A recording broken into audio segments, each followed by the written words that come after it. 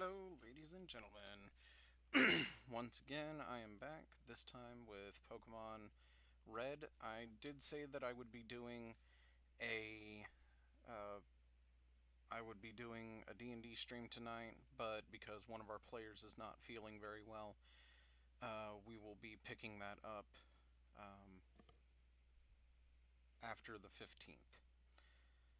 When last we left off, we had gotten Mr. Fish to level 17, and as I stated, I swapped Steven and Alex's names because one of my friends named Steven and he likes birds, so I felt it only appropriate. It looks like the period that I put in Mr. Fish's name has been changed to a question mark, but you know what? That's fine. Um, Tonight we might actually have some of my D&D players joining us for a little chat. They don't have to if they don't want to, but the invitation is open.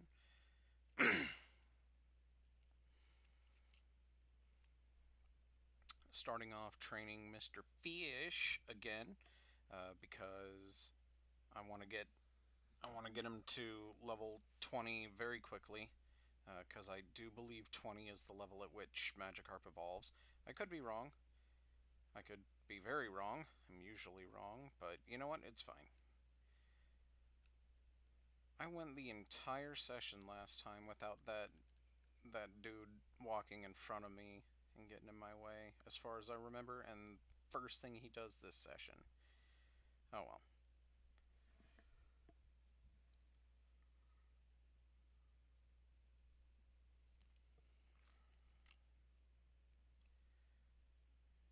Once again, as you can tell, I still haven't figured out the problem with my uh, my recording software not recording the game audio for some reason.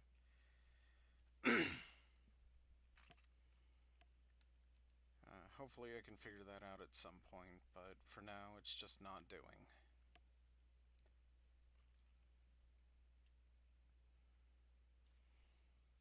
Oh no, it growled me.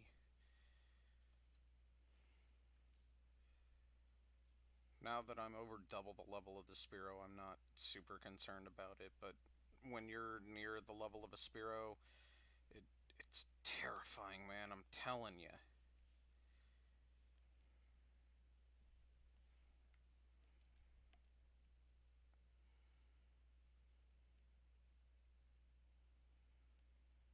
I don't have too much to talk about, so today's probably going to be a mostly quiet session.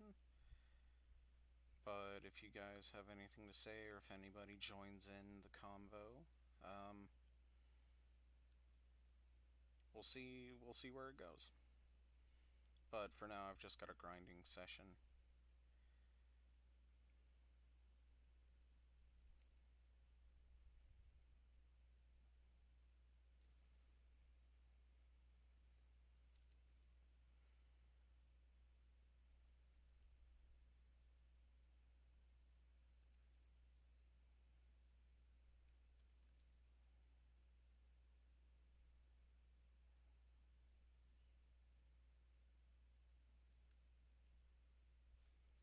To those of who are listening to the audio only, I do apologize.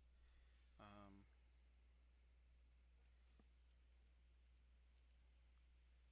now that I think about it, let's go ahead and save.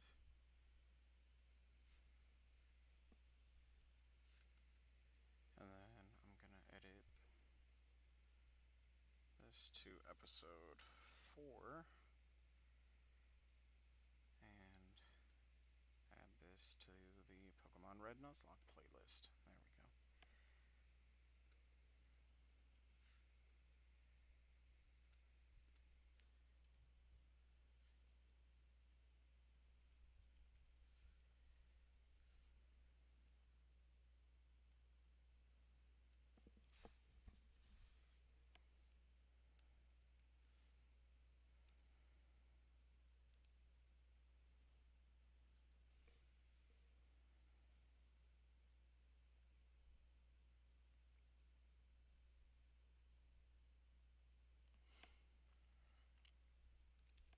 Oh yeah, I should probably go heal.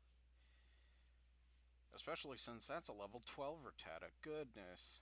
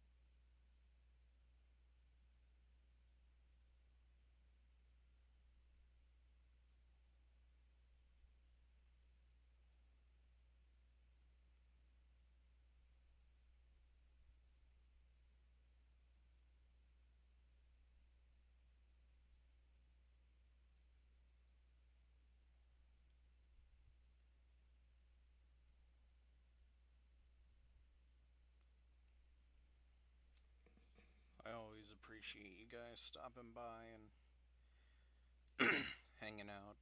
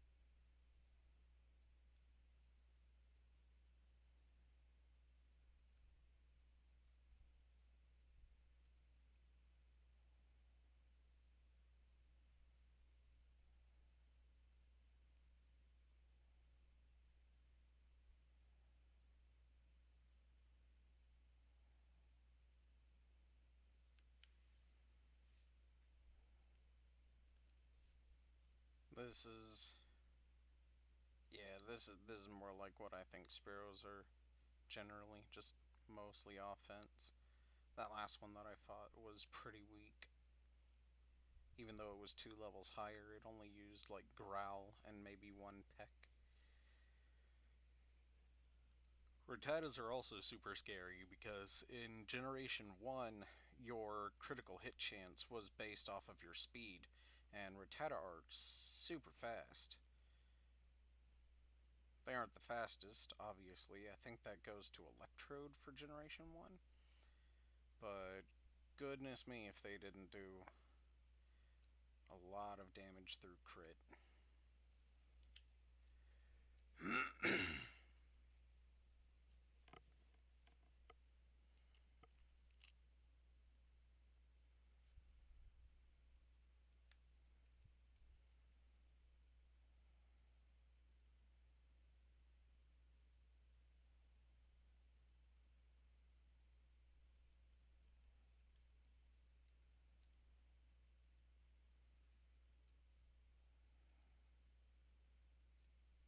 212, huh?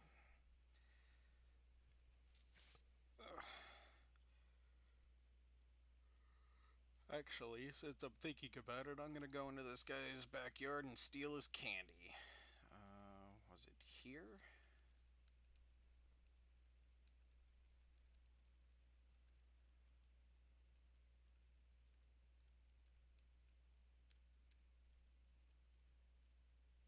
There it is.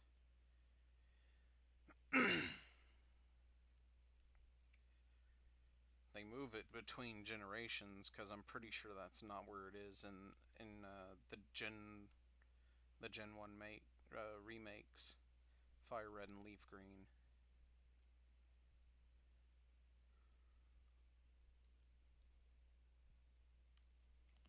Not that I'm going to need it right now, but it's going to be good to have that later. Oh, good golly gorsh. Level 10 Rattata.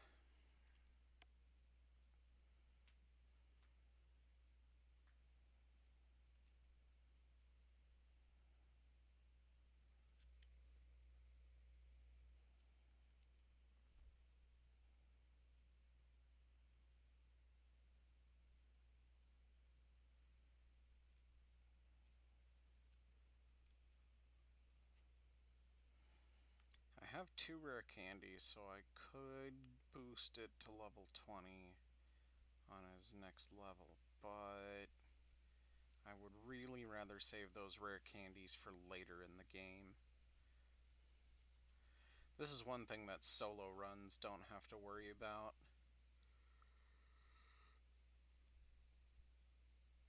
Because all of the experience will go to one Pokemon. I know there's a YouTuber, Madrybread, J Rose 11. Both of them do challenges, and I love watching both of their contents. Shout out to both of them.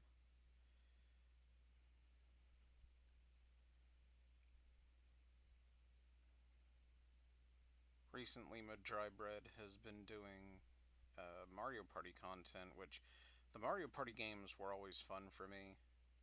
They were never fun to play, but they were always fun to watch other people play. At least in my opinion. Because those games could either be super fun or screw you over horribly.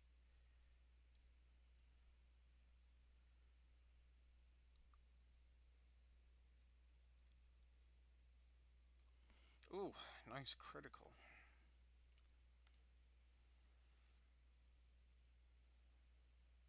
I think I would usually try and play Yoshi or Donkey Kong.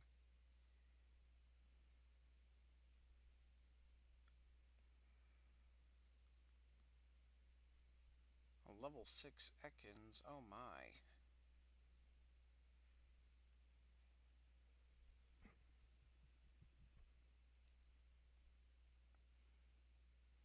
And Mr. Fish is level 18. Alright.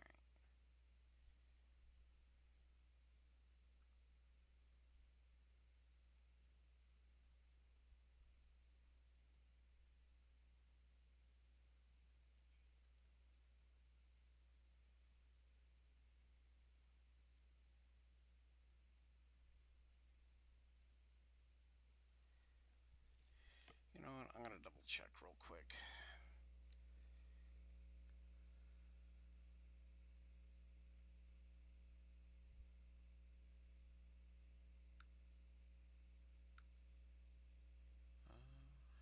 Let's see.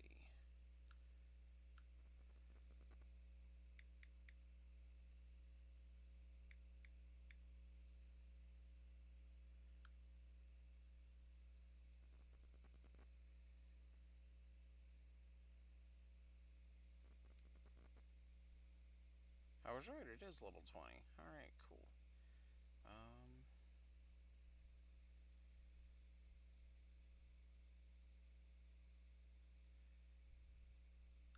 You know what? Just because Gyarados is a bit of a pain in the butt, I'm gonna go ahead.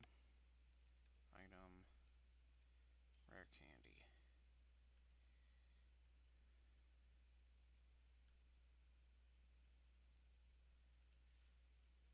Mr. Fish grew level 20. What? Mr. Fish is evolving. Do do do do do do do do do do do do do do do. Gyarados. Good. And Mr. Fish learned Bite. First of all, let's go ahead and save, because saving is important. Did I already heal? I did. Let's go ahead and swap Eon to the front.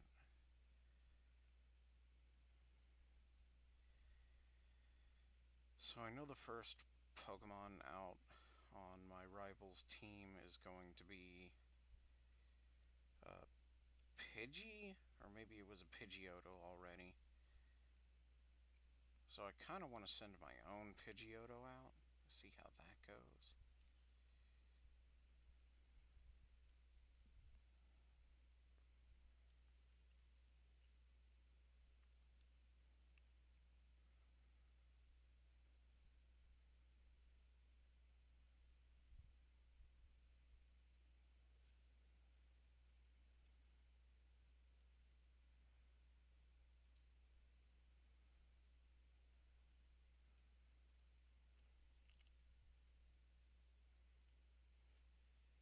Gyarados in this generation is good, but in later generations he's great. So I am very much looking forward to that.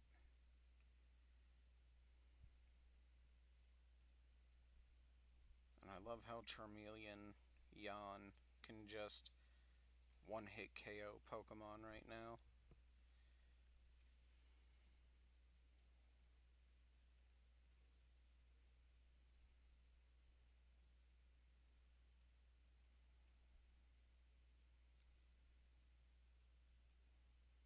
And if anybody's watching this who hasn't subscribed already, if you wouldn't mind doing so. Trying to get my channel to grow, and that's one way to definitely help.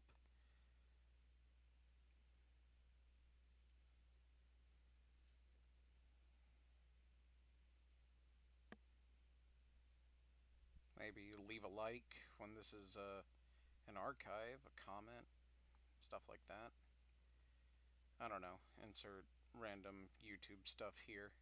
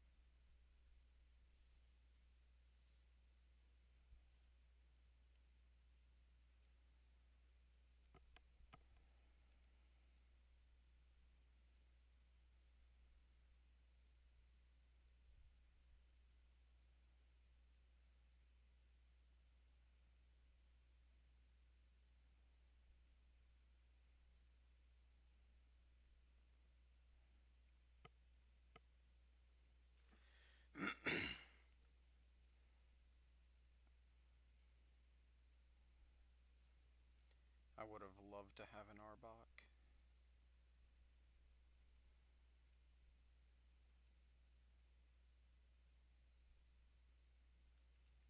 Would have loved to have a Fearow too.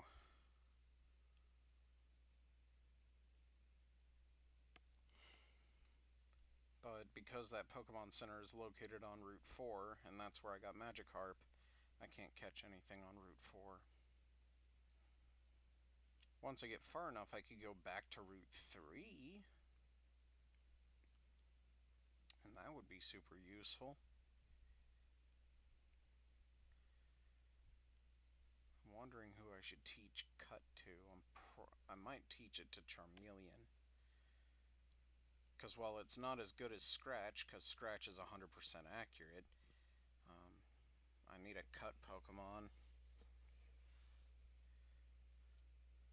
Unless Beedrill can learn it. Because Cut's more consistent than Fury Attack. Yongruddle 19. I will probably teach Charmeleon Dig. Because Dig is super good. Dig is basically a 2-turn Earthquake. And in this generation, it makes you immune to Earthquake, which is fantastic as well. Actually, it makes you immune to everything except Swift.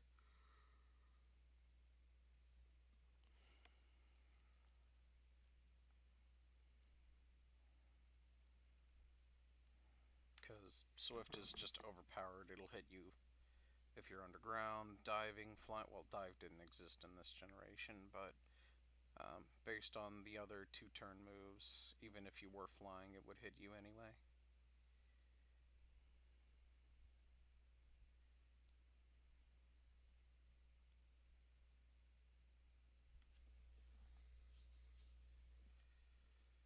Alrighty then.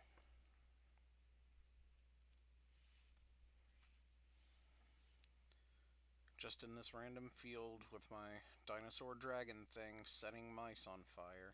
You know, nothing too extravagant.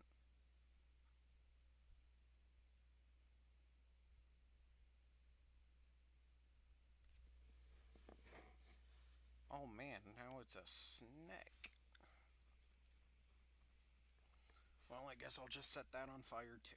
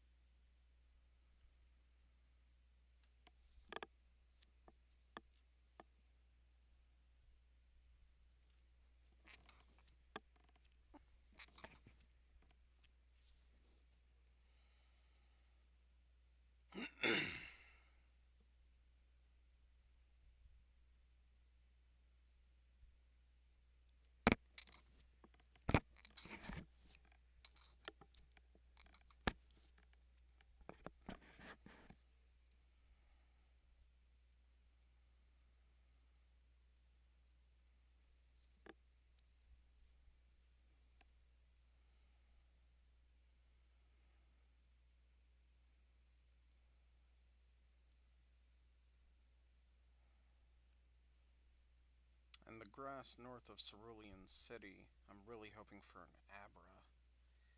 I would be very happy with an Abra.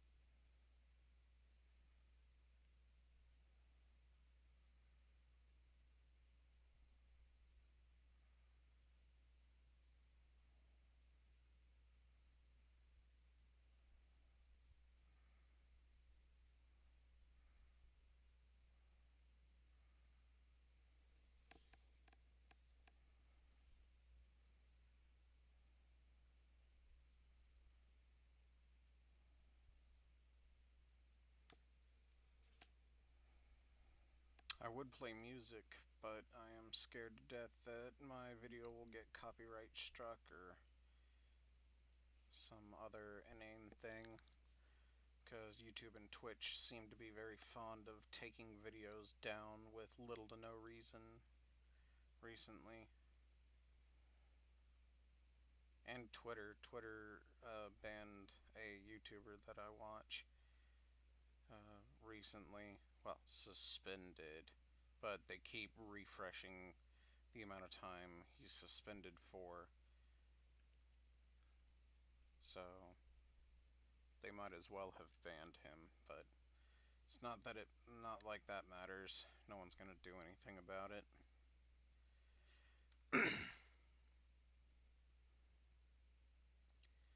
And then there's another case between two YouTubers, one of which I watch every once in a while, called Thunderfoot. He's got a pretty good channel. He likes to debunk people. Well, oh, hello.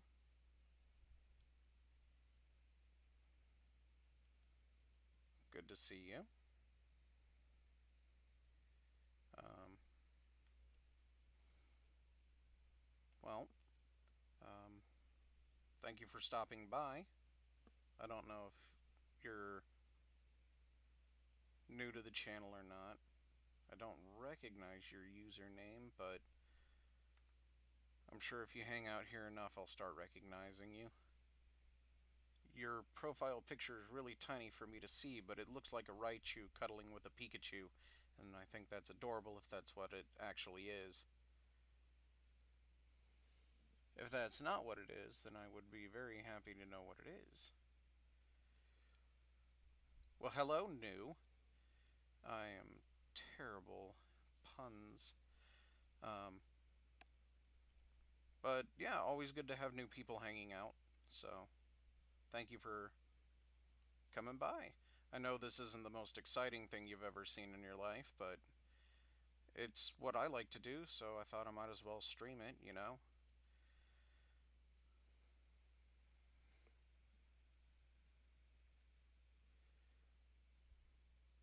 I used to play Pokemon Go all the time. I did it for like a year and kind of grew bored of it, but I mean, there's only so much you can do in that game. Although I will say, at least they're doing one thing right, and that's adding all of the Pokemon, which is something not even the Pokemon Company will do anymore, so at least they got that going for them. Still, I like playing nostalgic games. This happens to be one of my favorite. I originally played Blue version, but seeing as how I I have red now. I might as well play that, right? So, um, here we are with red. Although, to be fair, I feel like the border is less red and more pink, but I mean, I've heard pink referred to as lightish red before, so that's a thing. Kudos if you get that reference. That's an old reference. God, what are they on? Season 15 now, I think? If you still don't know to what I am referring, it's red versus blue, which was great. I'm a little sad that they don't post their videos on YouTube anymore, but I can understand them wanting to put them on their own platform.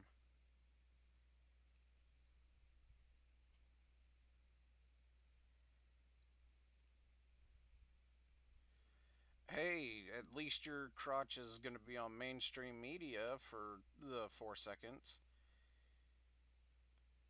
Yes, Halo Red versus Blue. Good series.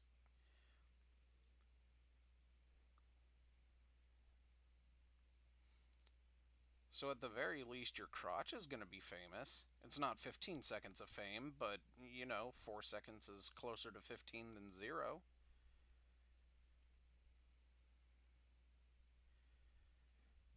I think my, uh, I think my stream got desynced a little, so it seems as though my recording is 4 to 10 seconds behind whatever I'm actually doing, which is a little sad, but I mean, it's bound to happen now and then. But hey, I'm always glad to see people hanging out.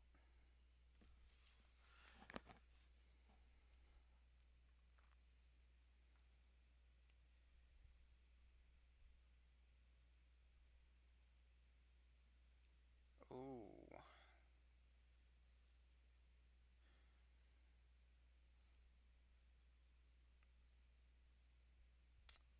was that Griff that said that? Because if Griff was the one that said it, it's probably ending with the F word, but I don't remember. Also, I'm trying to keep the stream at least PG, so I'm trying to not swear very much because YouTube hates uh, everything. So, wow, two misses in a row? Come on.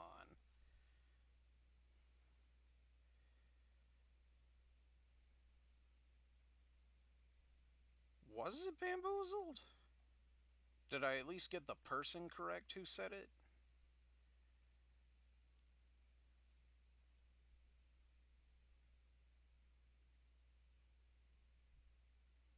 That sounds like a Griff line. But I could be wrong. I've been wrong before. I've been wrong a lot.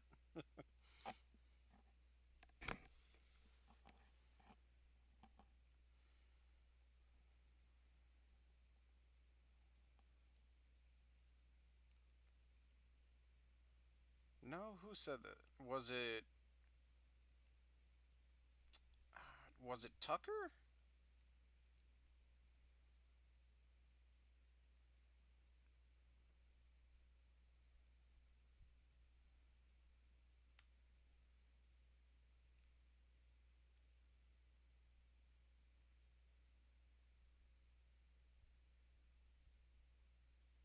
Hmm. Who said that?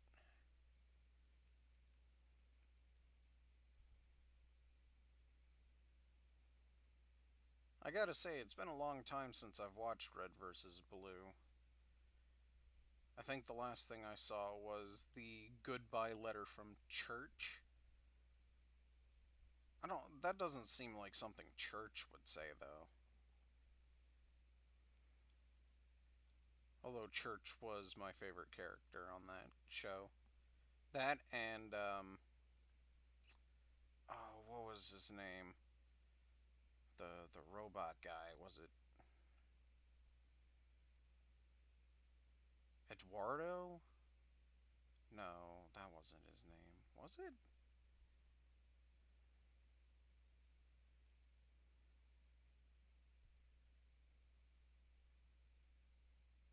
was something the Heavy.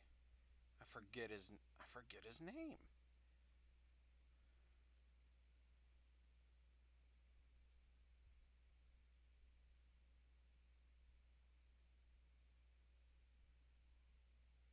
A one Fury attack to kill a Fearow 6 levels under. Good. Hmm.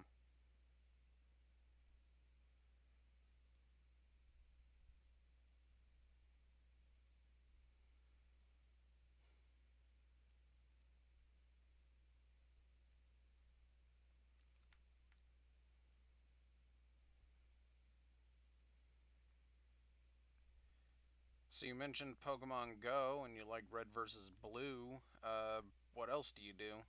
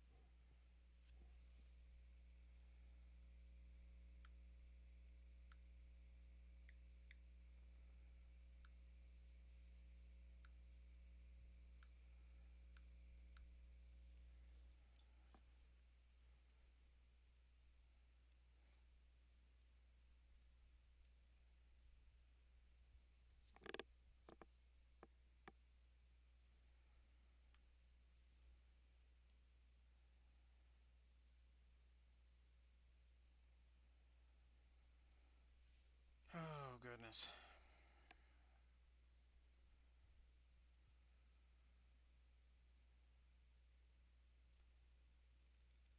Alright, I need to do something real quick. I apologize.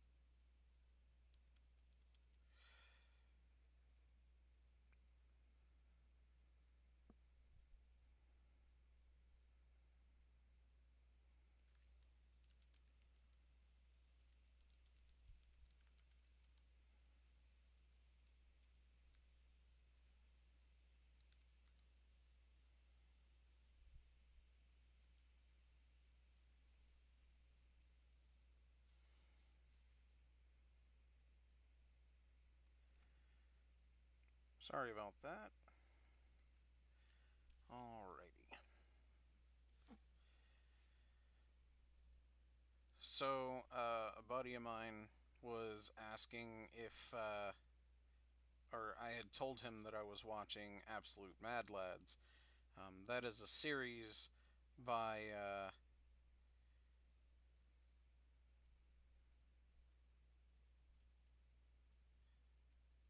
that is a series by Count Dankula. If you don't know who he is hilarious. You may know him as the Nazi pug guy, um, although that was only a very small thing that ended up being controversial for absolutely no reason because he taught the dog to hold up its paw whenever he said a certain phrase that was pretty bad, but the media blew it out of proportion. They tried to send him to jail over it, and it was really dumb because where he is, they don't have free speech laws like they do here in the US. So, that was essentially how his career got started, but he makes incredibly entertaining videos online on YouTube and stuff. So there's that. He started streaming a lot last year for some unknown reason. Might have something to do with a mild illness that was going around here and there. But he has a series on his channel called Absolute Mad Lads, and it's essentially a history series where uh, he basically goes through the life and times of whatever person he happens to be doing a Mad Lad on. And the one from today happens to have been on Jack Thompson. And if the name sounds familiar, it's probably because it is. Because this absolute loon decided to take on the gaming industry uh, for inciting violence and raising kids to be murderers and stuff. And he was retarded. There's no easy way to say it. Like his cases were dumb. I don't think he won a single case, um, which is good because all of his cases were spurious at best. But it just goes to show that there are some people out there that just don't understand how violence works. Hello. Hello. He what? Hello. He was in fact disbarred. Um, technically twice, but um, the first time was like a "you're on thin ice, Mister," and then the second was like, "Nope, you're a loony. Give me that." And then they took his license away, which I mean, sucks to suck, but he totally deserved it. So, there you go. Um, I don't know how much of my conversation you two caught, but I was talking about Jack Thompson. Alex learned Twin Needle. Yes! It's like the only bug move in the game that's actually worth a darn. Hello! I can't really tab out to see who all is joining, but always glad to have people joining me in here so I can actually have a conversation. It does help. Yes, because my chat is very inactive with only, I think it's like five, six, or seven subscribers. And with the incredible amount of concurrent viewers, my chat's just flying by. I can't stand it. Wow, really? Two Hyperfang misses? Come on. There you go. Um, so, for those of who just joined me here, if you want to introduce yourself, because considering how few subscribers I have, I don't think it'll be an issue, but they may not know you from my D&D sessions on Mondays slash Thursdays. That makes sense. I'm Matt Gulai. On most platforms, I'm either ale or Sazbuggy, like the good Gen 5 Pokemon that's, in my opinion, you know, undervalued. But yeah. I could agree with that. And I go by Zan, and I'm playing Zandius in the D&D sessions.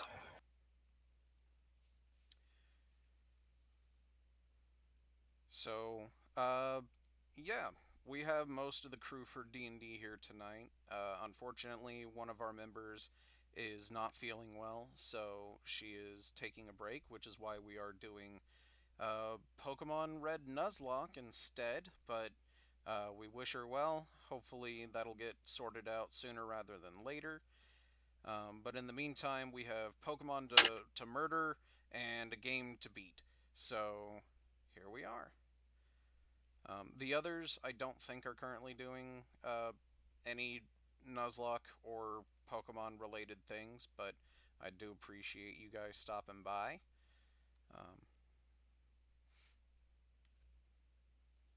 but Not especially, but ever since I normally end up getting like one of the pair Pokemon games that come out, I always end up playing at least them both one time legitimately the way through, and then I keep one as like a breeding competitive game, and then the other one I just like keep on redoing over and over again to train up different teams, but or do Nuzlocke on my own. that's essentially what one of my friends does.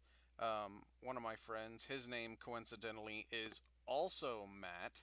Uh, he gets both games, plays through both of them, gets all of the Pokemon, and then uses one of the games as a breeding center to keep the games going through the next generation, which is absolutely hysterical to me. But whatever, it's fine. He does what he does. I'm a little disappointed he bought Sword and Shield, but I mean, from what I heard, it was literally the highest grossing Pokemon game thus far. I could be mistaken on that point. I really hope I'm mistaken on that point, because frankly, that was inexcusably dull and empty. But hey, I don't make billions of dollars, so what do I know? Speaking of, are any of you guys gonna get any of the Gen 4 remakes? I think I'll it's probably get one of them. I think it's what, Shining Yeah, Diamond or Brilliant Pearl, something like that. Yeah, I think that's right. Um, yeah, I'll get one. I just don't like how the overworld sprites look. Yeah. See, that's the hilarious part. Is I was talking with several of my friends in real life about it, and we all came to the same conclusion. The graphics for the game are fantastic, for a 3DS game. But on a Switch, there is no excuse for those to come out the way they did. I think they were trying to capture the hype that was around the incredibly well made remake for Legend of Zelda Link's Awakening. But, I mean, the Pokemon just. Like, if they had done the Pokemon sprites in the same fashion as well, maybe. And, but it's the Switch. You could have made it 3D, man. Come on. Well, that and they outsourced it to a different company so they could focus on, I guess, the Breath of the Wild Pokemon game more or less. Yeah, see that one I'm looking forward to as well. I just realized Jerry's starting to get pretty low on health, so I might go to the Pokemon Center real quick. That one I'm looking forward to. I think the starter options are kind of dumb, but at least it's something new ish, kind of. Technically it's old because of where it's supposed to take place on the timeline, but whatever.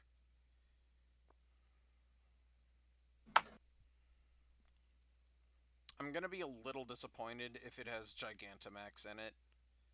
I'm gonna be further annoyed if it has Mega Evolutions, because based on where it's supposed to be in the timeline, neither of those existed at that point.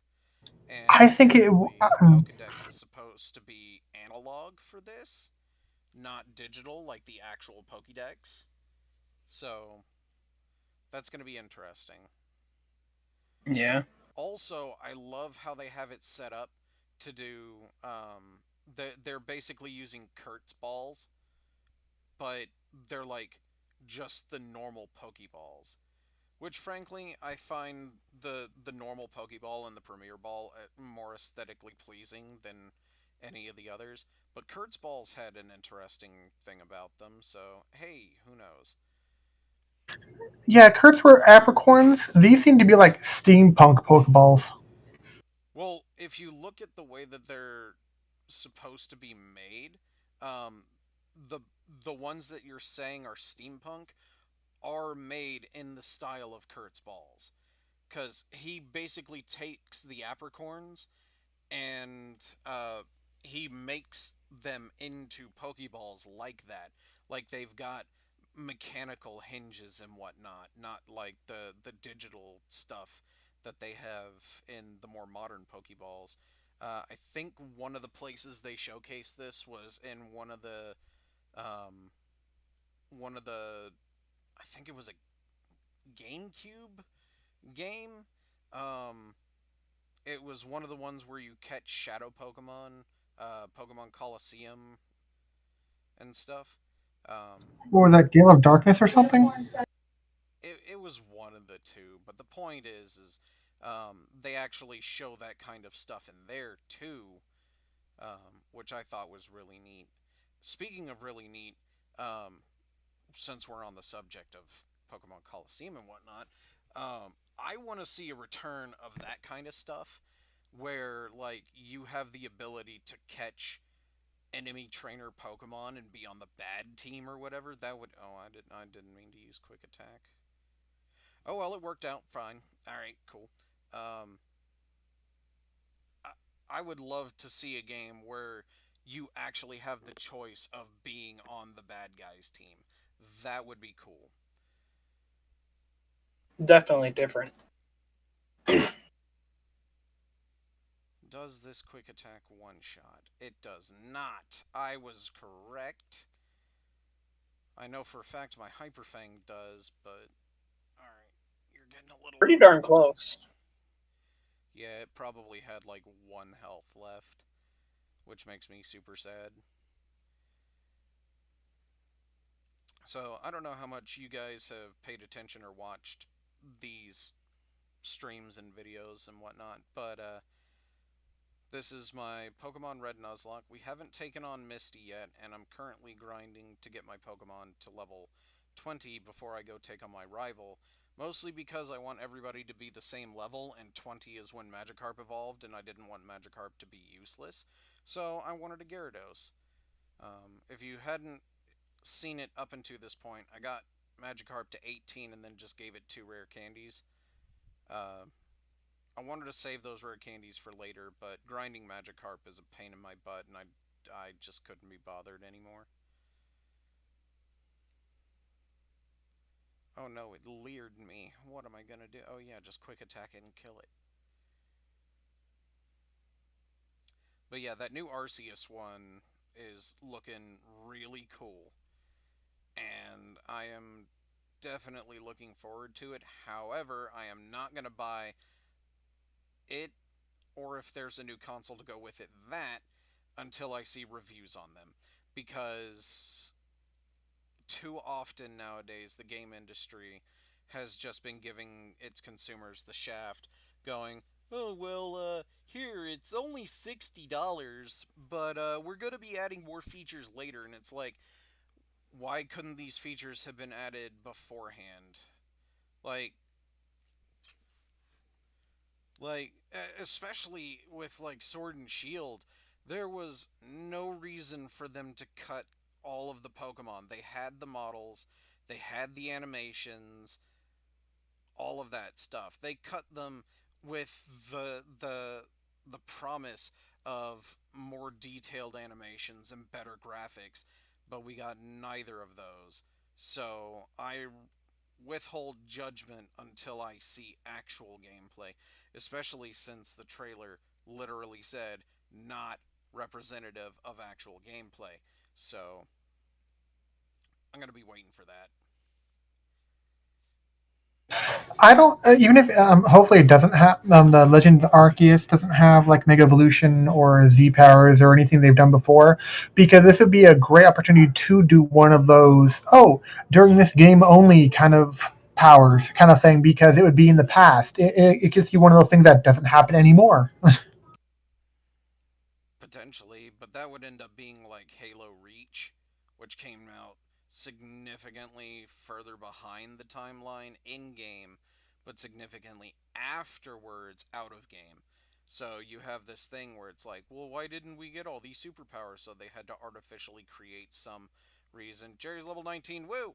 Um, some artificial reason for why the new abilities, powers, and augmentations weren't in the first game, which I think is absolutely hilarious, by the way.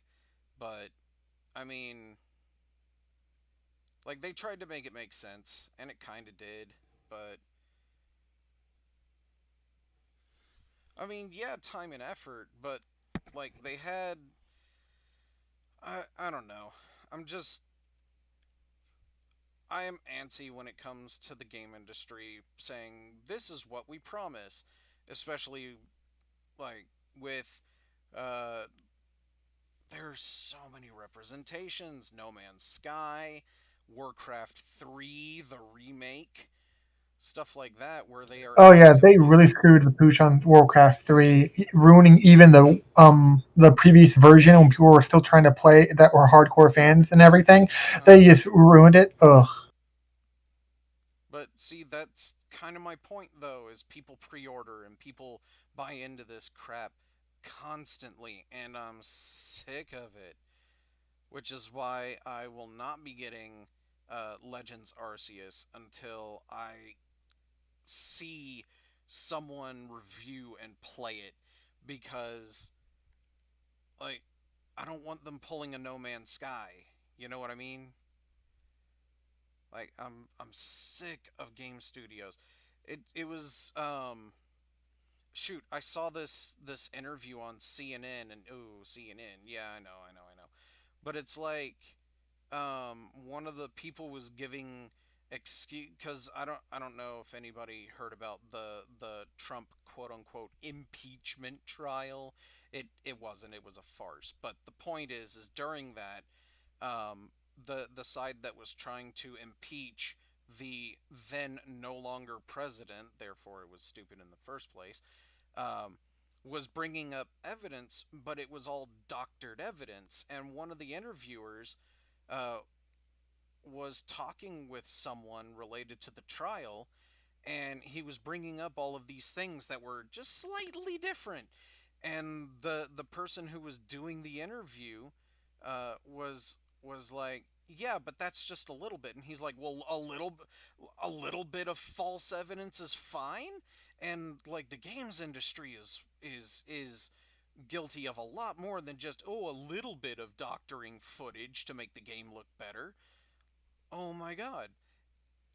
And I find it funny that you bring up Breath of the Wild, and I hope to God it's not like Breath of the Wild, because Breath of the Wild was one of the reasons that I decided I didn't want to get a Switch for the longest time. I was And, just meaning the animation style.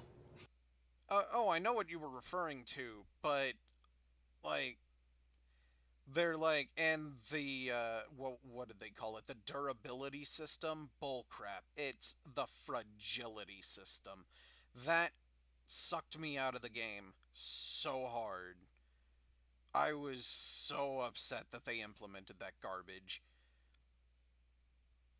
Because for however many generations, the Zelda games have never had, like, the closest thing they've had to a durability fragility system is, like, bomb count, arrow count, magic power, stuff like that. But when they put like like and the most egregious of it was the Master Sword. Why does the Master Sword have durability? Oh, I was so mad. I refused on principle to get a Switch after that. But eventually I was like, you know what? I saw a speed run of Pokemon Let's Go Eevee and the kind of fun stuff that was a part of it, and I thought it was really cool, so I ended up getting a Switch. And this is where my friend Matt, who I am somewhat upset at, not you, but my friend who lives near me named Matt, I was upset with him because he had promised to sell me his Pokemon Let's Go Eevee for $40. And I was like, cool. So I went to go get the Switch, and I called him and I'm like, hey, I've got a Switch. I'm ready to buy the game. I got the money in hand. And he's like, oh, I'm sorry. I sold it last week to GameStop for $42. And I'm like, really? He got that much from GameStop? Damn. I know, right? That dying cancerous mass of a company. Yeah. He got $42 for Let's Go Eevee or whatever. And I was upset. I was very upset with him. But I mean, it's his game. He could do what he want. So I just bought a new copy, which they tried to sell me a used copy, and I'm like, no, no, no, it has to be new, because GameStop is a terrible company, absolutely garbage, and the people who run that company are garbage. They actively punish employees for not upselling used stuff. Like they're just a terrible company run by terrible people. And I mean, to be fair, Best Buy's not much better anymore. Um, a They lot push of the credit card really bad. huh? They pressure their employees to push the credit cards. Are you talking about GameStop or Best Buy? Best Buy. Oh, I wasn't even talking. Jerry's evolving. I forgot he evolves at level 20. Who's Jerry? Jerry is my Rattata. Who's your starter? Now Raticate. My starter is Jan, the Charmeleon. Oh, so you wanted it hard. Okay. Eh, normally I would I mean, choose the Squirtle, first two gyms but are rock and water against a fire. well, okay. So the reason I chose Charmeleon is because fire types are pretty rare in most of the generations, and so comparatively, it was easier to do Charmander because he grows up into a good fire type, as opposed to I might not be able to get a fire type later. Because you've got to remember, this is a Nuzlocke. I can find water types around almost every freaking corner because I can just use an old rod on a route I haven't caught anything on. But when it comes to uh, fire types, there's like three locations, maybe, and they aren't the only Pokemon on those routes, so I might not get the fire type. If I'm not mistaken, Red has Vulpix, or maybe it was Growlithe. Either way, uh, in the same grass that shows up, there's like Pidgeotto, which I have Dupe's Claws, so I can skip that. That's technically not one. But there's Pidgeotto, I think Meowth and Jigglypuff are in that grass as well. And I think How do you qualify it if you find them but they roar? uh, I lose the encounter. Which is another reason, because if I'm not mistaken, I think Vulpix and Growlithe both get Roar. Yeah. Which means that if they hit me with that attack, I'm forced out of the battle. That was my encounter. Good game. Which is yet another reason why I chose Charmander, because he's a guaranteed fire type. And he's a really good flying type, but, I mean, flying types are everywhere in this, so, whatever.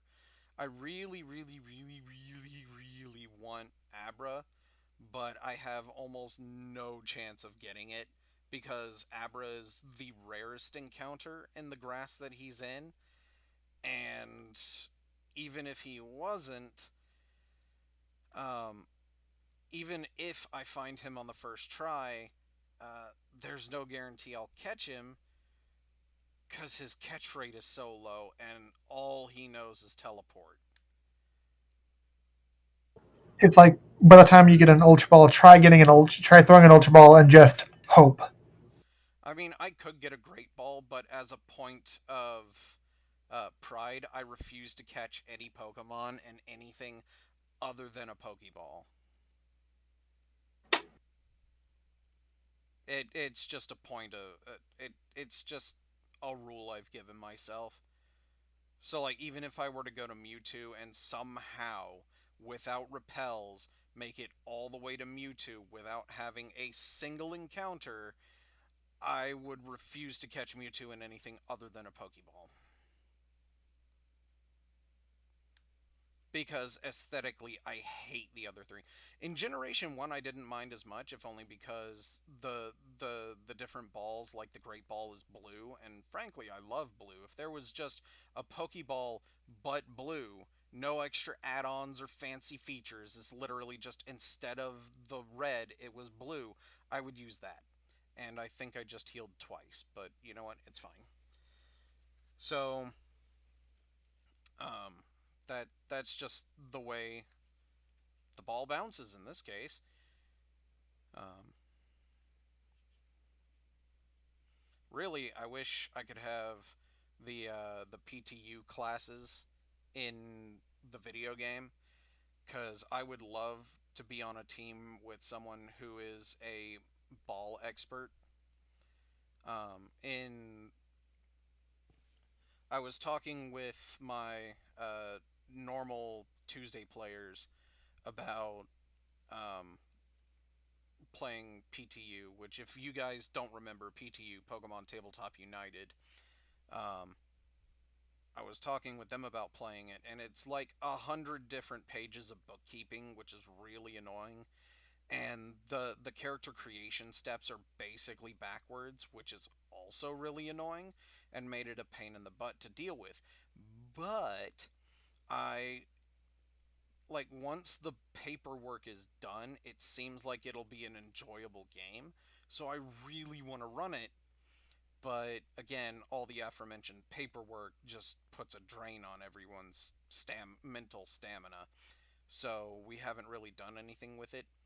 But one of the things you can do is you can specialize in ball making and ball repair, which requires apricorn ball creation, or uh, scientific ball creation, which is basically your normal Pokeballs. But the cool thing about it is that the ball repair only requires one or the other. So you can basically use mundane means. Woo, level 18. Oh, Pidgey evolves at 18. I thought it also evolved at 20. Look at that.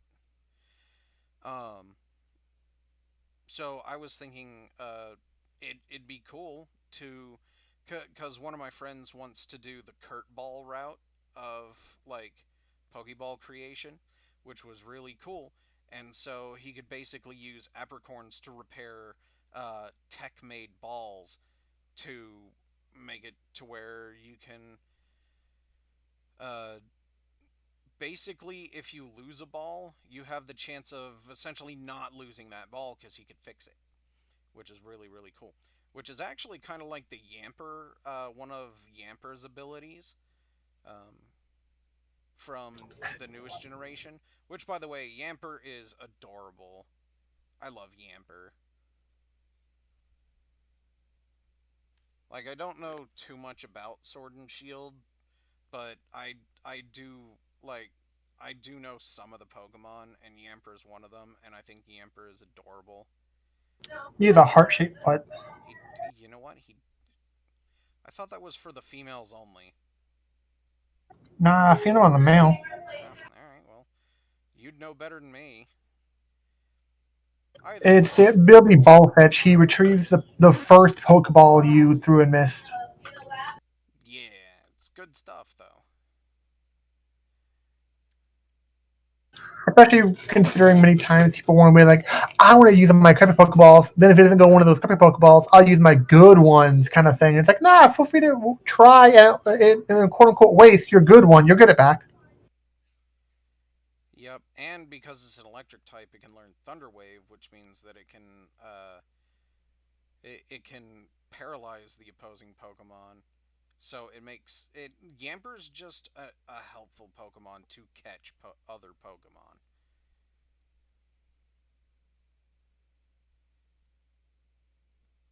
And then a lot of people, some people are upset with me because I like Pichu better than Pikachu. And they're like, but what about Raichu? And I'm like, I mean, Raichu's cool. I like Raichu. I like Raichu better than Pikachu. But out of the three, I think I like Pichu the best. Just because it's cute and adorable and itty bitty and I just want to, I must protect.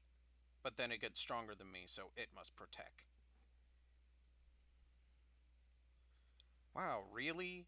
8 levels above it and a second stage evolution, and you can't kill the Ekans in one shot? Pretty darn close, though. I mean, yeah, but that's the difference between getting poisoned and not getting poisoned. Which you may notice that it says Gust is a flying move. In Generation 1, Gust was a normal move, but in Generation 2 or 3, it was changed from normal to flying, and then Pidgey's default attacking move, the one that it starts the game learning, went from Gust to Tackle due to balancing issues. So, little trivia for you there. The reason mine says flying is because when I modified this game, uh, I changed several settings. I made impossible evolutions possible, so my Kadabra can evolve into an Alakazam in this version. Um, and I Same thing with changed like the other trade. what happened. Same thing with the other trade, like Machamp and Gengar and stuff. Yep, yep. And then there were some Pokemon moves like Lick is a Ghost type move. And if you know Pokemon, Ghost is supposed to be super effective against Psychic types. Well, as Due it to a turns coding out, error, it doesn't. not just doesn't, it's not just not super effective. Psychic It types just were doesn't. actually immune to Ghost types in Generation 1. So I fixed that, which inadvertently also. Oh, how many steps do I have? 45? That should be plenty. So I fixed that. Other fun Gen 1 quirks that are not easily gotten rid of is the 256 glitch, which I've already had happen to me 2 or 3 times since the start of this series. I couldn't tell you the exact times or episodes, but just know that most of the attacks on my Pokemon are 100% accurate. Beedrill notwithstanding, because Fury Attack is garbage. But that's one glitch I can't get rid of. The Badge Boost glitch, which hasn't come into play yet because none of my Pokemon have moves that recalculate their stats based on uh, status increase or decrease. It's kind of come in handy when I'm fighting Spearow and it uses Gust or Leer or Growl or Leer, I should say. Um, but I can't get rid of that. That's just a thing. And hopefully now Steven will be able to take out level 10 Ekans in a single shot. But we shall see. But then there's also, let's see, what else is there that I can't get rid of? The missing no glitch is still in effect, although I don't plan on using it.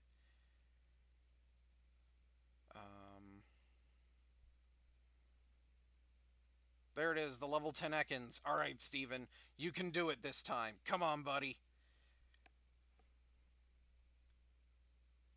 Really?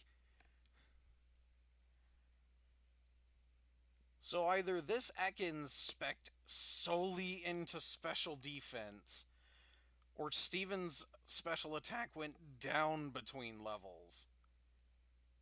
Is that another thing you changed? Isn't flying physical in this gen? Is it? I don't remember. I believe so.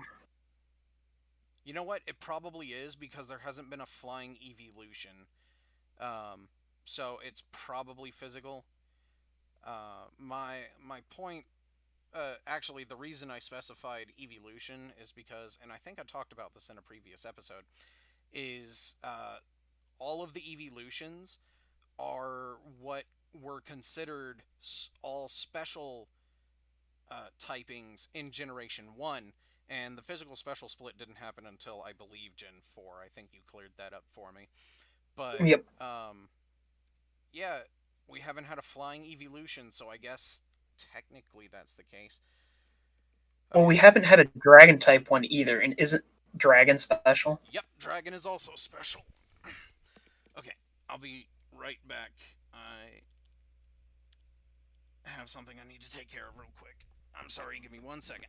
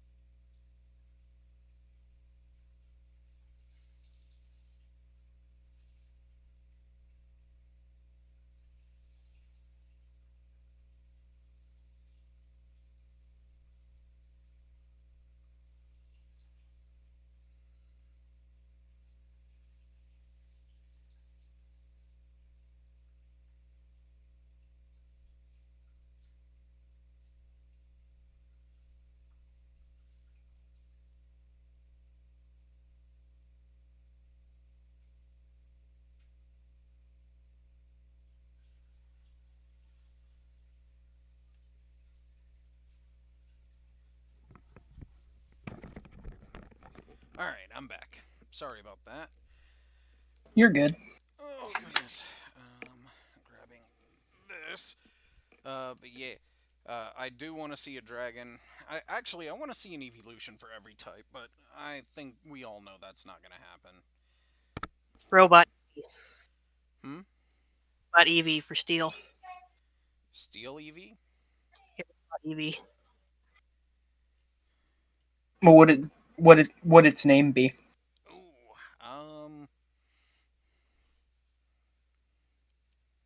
that's a good question. So far, they've had relatively simple names, all ending in Eon.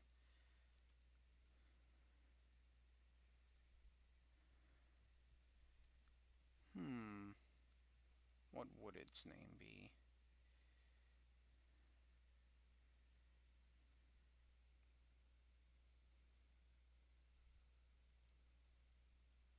I suppose that would. Hmm. I suppose that would be determined by what they consider the metal it was derived from. Eevitron. No, it has to end in Eon. That's the whole point of the evolution naming scheme.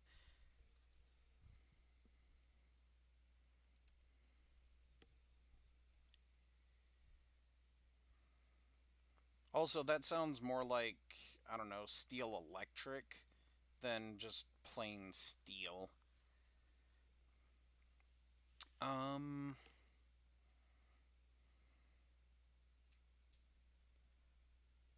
Tungsteon?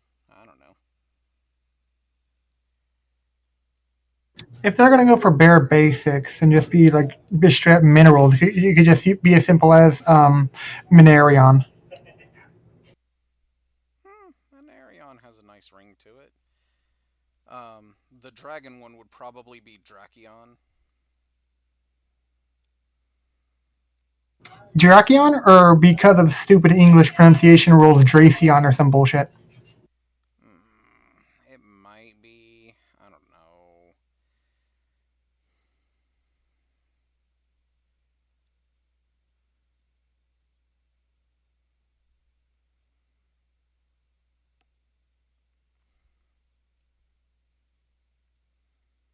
The normal one would have to be just Eon. That would be funny.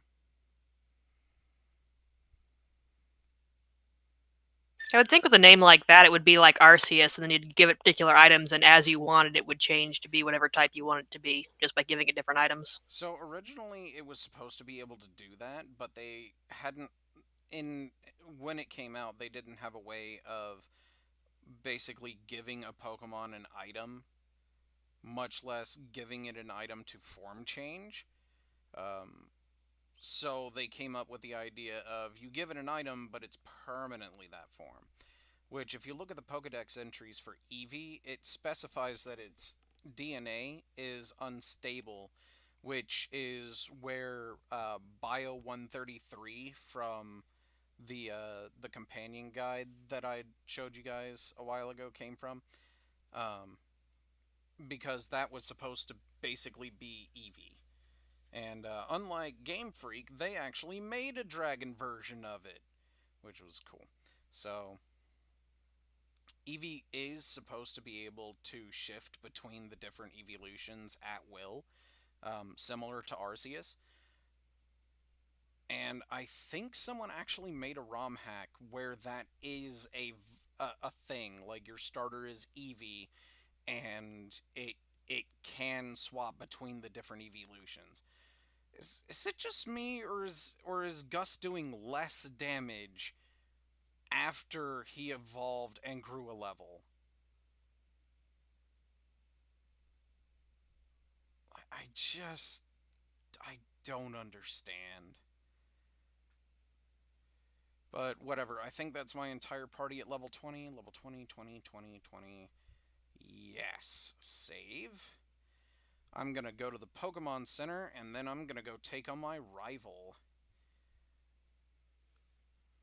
So in this episode, we're actually going to get another battle in that isn't against wild garbage Pokemon.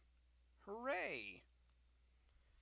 Um, to those of who haven't seen this yet, the way I'm doing it is any of the major battles, aka rivals and gym leaders, I'm actually announcing what I'm doing and what my opponent is doing, because for those of who are listening to audio only, they wouldn't know what's going on in the battle, and I like listening to stuff going on, but there's really no way for that to translate if someone isn't announcing it.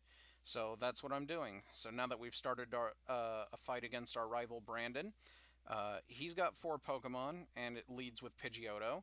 What a coincidence! I have 5 Pokemon and I lead with Steven, my Pidgeotto. We're going to go ahead and Sand Attack first, and it's going to Gust, which is fine. He did 11 damage. That's pretty good. Let's see what my Gust did. Oh, it Quick Attacks. Alright, alright.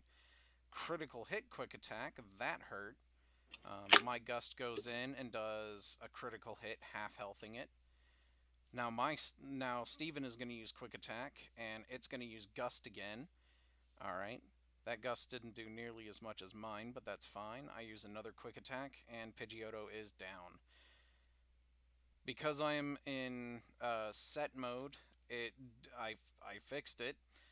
Because I'm in set mode, it did not ask me if I want to switch. So while Abra is out, I basically get a free switch, because Abra can't do anything but teleport, which it did try, but it's garbage. So there you go.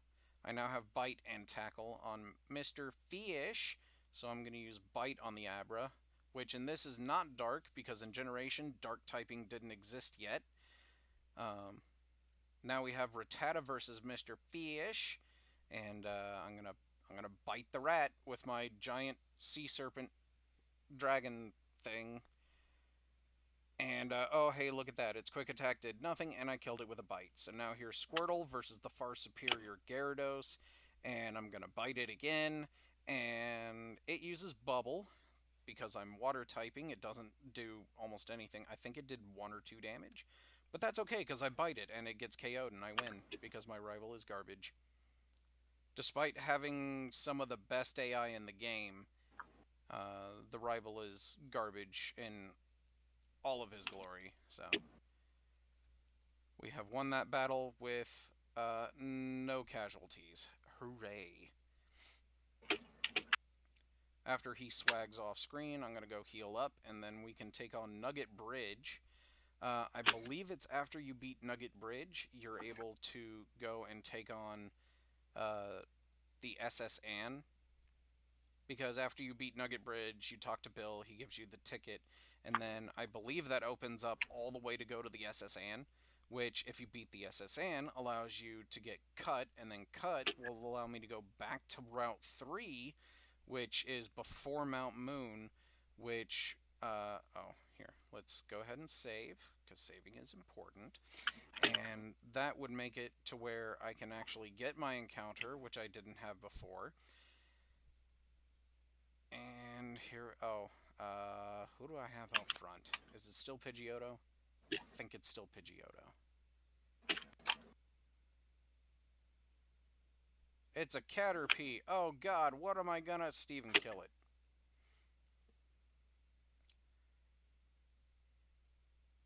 And it's dead. What a surprise. And a Weedle. Oh man, I'm gonna have so much trouble with this Gust. And it's dead. Who'd have thought? We're looking at defeated Bugcatcher. Hooray. I'm actually going to swap Steven out with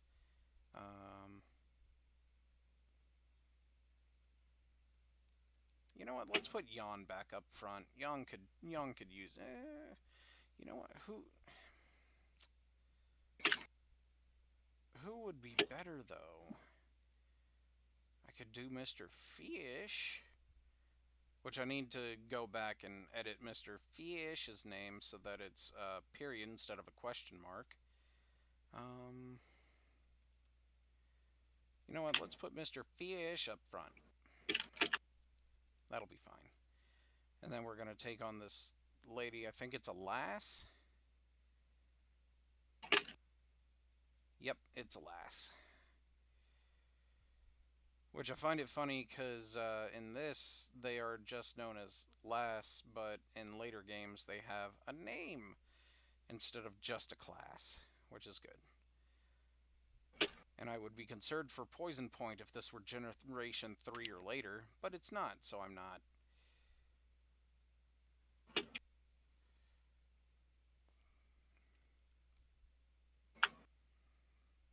Oh my god, number 3. What am I gonna do? He's like the third. He's like the third. I don't know if I'm gonna be able to beat him. What do you guys think? Think I could beat him? Oh, he fainted. Oh, he's got an Ekans. All right, well let's bite him and see what happens. Oh, my big snack killed the little snack. What? Now he's got a bat. Oh man. Well, I'll bite that bat. That's basically like 20% mouth. And then when it evolves, it's like 90% mouth. I don't know why, but when you said bat, it just made me imagine like him coming at you with a baseball bat. Like, you hit my snake, I'm gonna take you down now. Like, he just comes out of the fact that it's a Pokemon battle, he just comes at you with a trainer. In Pokemon Tabletop United, you can actually do that. I don't I know remember. if bats are an item that you can use to fight with, but you can. Wrong bat. Um, I don't know if bats are a legitimate item you can use in the game, but you as a trainer can actually get in the ring and Mr. Fish grew to level 21 and actually take on Pokemon yourself, which is really, really cool. Oh god. She lowered Mr. Fish's attack, which, by the way, that's another thing that's annoyed me about Pokemon, is like, they've had, what are we up to, 8 generations? They've had Yeah. 7 generations to fix that crap. Like, they have had so long to just go in there and put the 2 Nidoran lines together. They are sexually dimorphic via color in stage 1 and the fact that Nidoran male has bigger ears and more poisonous points on him. And then like they could have made that line one line starting in generation 2, but they didn't. And I think it's dumb. Didn't they have that weird thing where like Nidoking and Nidoran could breed, but like the upper evolutions of Nidoran couldn't, or something? Yes, Nidorina and Nidoqueen cannot breed with Nidoking, but Nidoran female can breed with Nidoking. Vice versa, Nidorino and Nidoking cannot breed with Nidoran male. No, wait. Hold on. It Great. was the king and the queen can breed with the lowest form of the opposite gender, but not with each other. No, I thought the Queen and Nidoran or the Nidorina can never breed with anything. They're just it's only Nidoran girls the only breedable Nidoran. As Besides all the far as I thought Nidorina and Nidoqueen could breed with Nidoran male.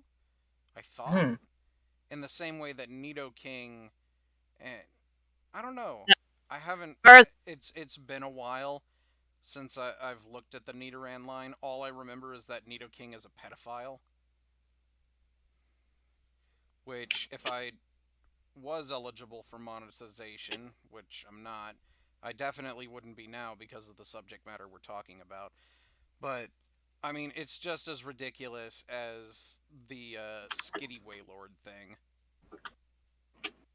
And no, it doesn't matter which way that goes. It's ridiculous either way.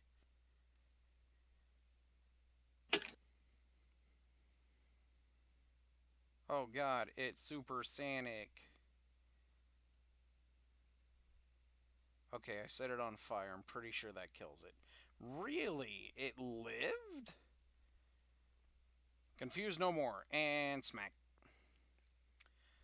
That's one thing that if I really, really, really love Crobat. Crobat's like my favorite, one of my favorite Gen 2 Pokemon. If I do get a Zubat in my, uh, in my Gen 2 Nuzlock, I will take the time to grind up the Zubat straight to Crobat. Like, I will absolutely do that. It is so worth it. Alrighty, now that my Pokemon are fighting fit, I'm gonna go get me an encounter. Let's see. Do I have... I have 10 Pokeballs. That's more than enough. Because if it's an Abra, I only need 1. If it's anything else, 10 should be plenty. And if it's not, well, then each and every Pokemon in this grass is going to be genocided by me. And I'm saving that guy until after I get my encounter. Because I'm going to use him to swap train whatever I get. Survey says... Weedle. I've already caught the Weedle line, so I can skip this one. And by skip it, I mean set it on fire because it dared to step to me. You dare approach me? Feel like freaking Dio over here. Alright, round 2. Oh, what'd I get? What'd I get? What'd I get? What'd I get? Pidgey-line. I've already gotten a Pidgey, so I can skip this too. Oh, what's this one? Abra, perfect. Ooh, level 12. This is gonna be difficult. Item, Pokeball.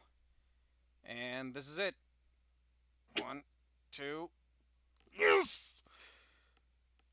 Oh, God, yes, I love Abra. I mean, Abra specifically annoys me a little bit just because it doesn't learn any move. But... I thought it learned Flash or Hidden Power or something. Hidden Power didn't exist in Gen 1. I wish it learned Hidden Power.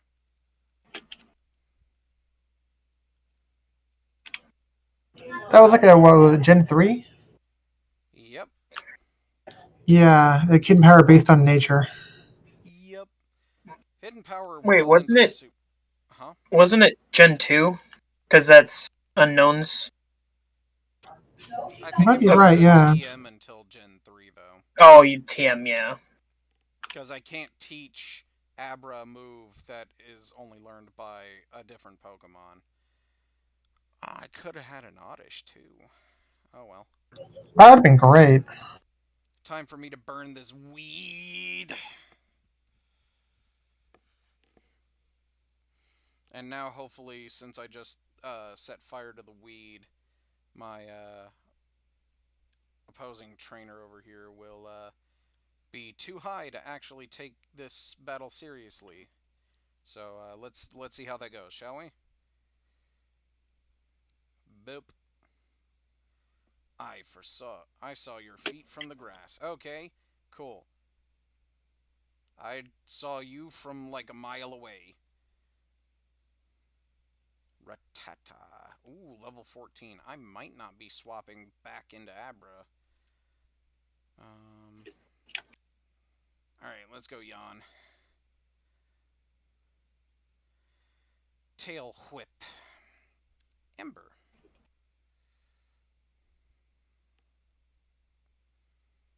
Oof. That hurt. Alright, depending on the level of the Pokemon he sends out. Ekans, level 14. I don't think there's anything that can one-shot Ambrose. I usually nickname my Abra Ambrose. Oh, hey, free swap. Thank you. If you leer again and give me another free swap... Okay, it's Rap, who cares? Ooh, a critical hit. Stop, you might actually get me down to low health.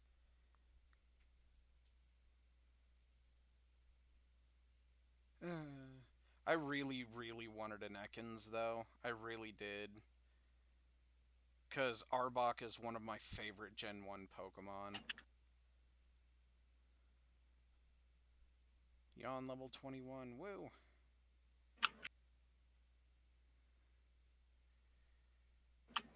Alright, now I've got another Switch Train baby, but that's fine.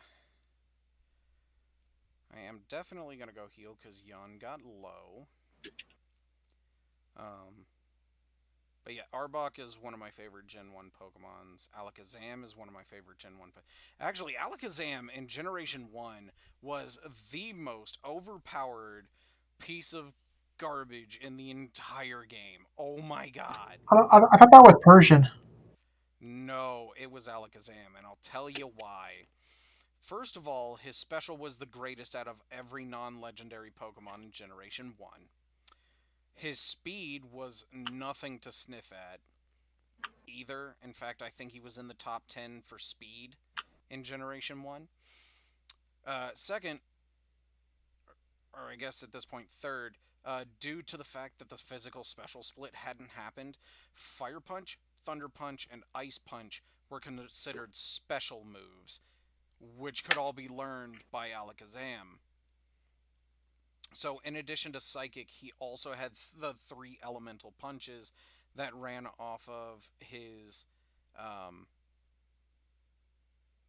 special instead of his physical attack, which made them super strong. And if it weren't for the fact that I had fixed the typing issues, like Bide being a normal type attack that works on ghosts and whatnot, he would be immune to Bug and Ghost type. The 2 types that he was supposed to be weak to. And then everything else dealt neutral damage. Meanwhile, Psychic does at least neutral to anything, and a couple of typings, it's super effective. Ambrose level 13, woo. Steven level 21, double woo. Learned Whirlwind, that's an absolutely garbage move that I won't be using. Swap back into Ambrose. I don't think there's anything you can... Okay, free swap, don't care. Jerry. If you guys haven't seen yet, I taught Jerry Water Gun specifically to take care of Geodudes. And other rock/ground types that the rest of my team can't deal with. So, Jerry pulling weight here. Or is there someone? There is not. Okay, so I can just do this. Actually, is there something right there? No? Okay.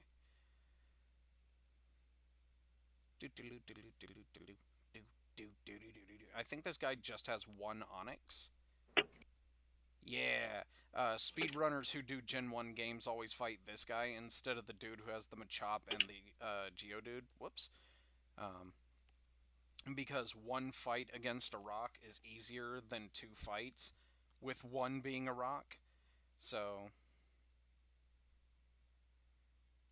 Oh man.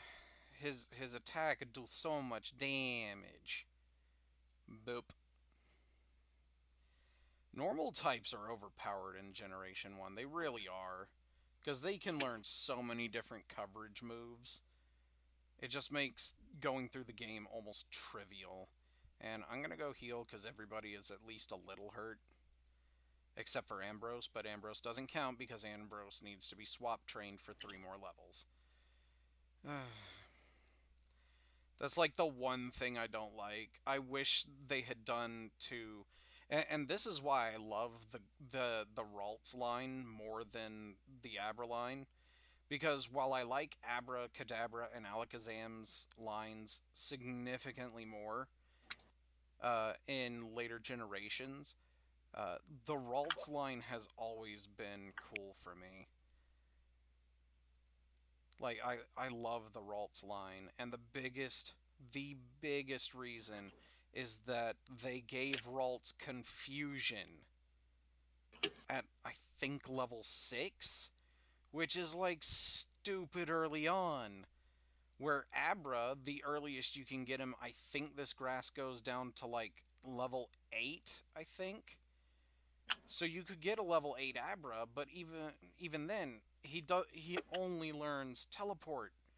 Ever. I could teach him Seismic Toss later, but, I mean, what's the point? Because once I get Confusion, Seismic Toss becomes useless. So I might as well save Seismic Toss for something else. I mean, I guess I could teach it to Ambrose and let Ambrose fight on his own to earn more experience, but all I need is 3 more levels out of him, you know? And I know that you guys haven't had a chance to talk very much since I finally stopped grinding everybody, but I still appreciate you guys sticking around anyway. No problem. It gives me something to do. Even though there's literally almost nothing to do. I mean, literally, there's nothing more for me to do, so. Fair enough. Ambrose is level 14. Good. That is one thing I do like about the Aberline, though, is they gain experience pretty quickly. And so, hopefully this Spearow doesn't crit and one-hit KO. Okay, Growl. Cool. Free switch in. I have been getting so lucky with this. Ambrose is gonna die. I just can't see any other way that ends. I've just had too much good luck swapping him in on what is essentially free swaps.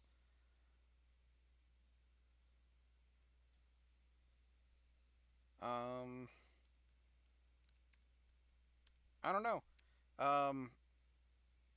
Anybody who's watching this as a VOD afterwards, comment down below. Who do you think is going to be the first Pokemon I lose to KO?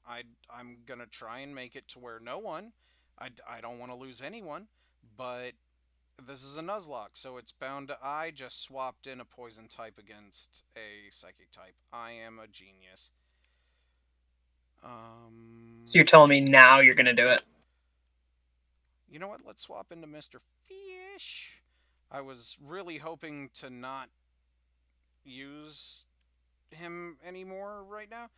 Really, you confused Mr. Fish with the first confusion you hit him with. Oh, and then he breaks out the turn after. God, Slowpoke's annoying. God, that would have been so much. I didn't want to swap into Mr. Fish because he's already level 21 and I wanted to split the experience, but Jesus Christ. I didn't even because all the time I always think that Beedrill is bug flying because he flies, but he's not. I make that mistake all the stupid time. I don't know. Comment down below. What Pokemon do you usually get the typings mixed up on? Like I do with Beedrill's poison for flying instead.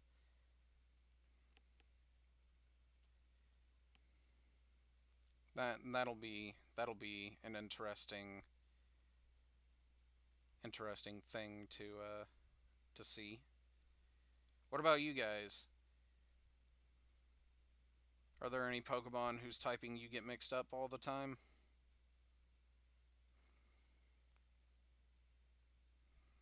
I can't think of anything off the top of my head.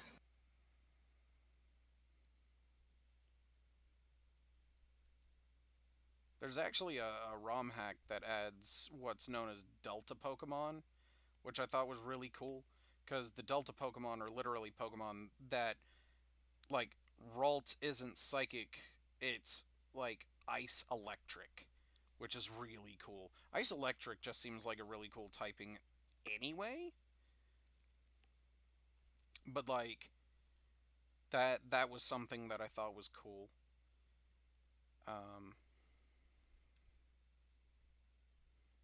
Come on, Alex. I hate Fury Attack. It's so inconsistent. If Alex can learn Cut, I am definitely going to teach it Cut over Fury Attack. Because while Cut is not 100% accurate, it's more accurate than Fury Attack, and it is certainly more consistent than Fury Attack. Gengar, for some reason, always think it's Ghost Dark. I mean, to be fair, I don't blame you for thinking that, just because like its Mega Evolution looks like it, its Gigantamax form looks like it. Like Gengar got some skeletons in its closet, which is ironic considering it's a ghost, so the skeletons would also be ghost type, just because of how it works. But yeah.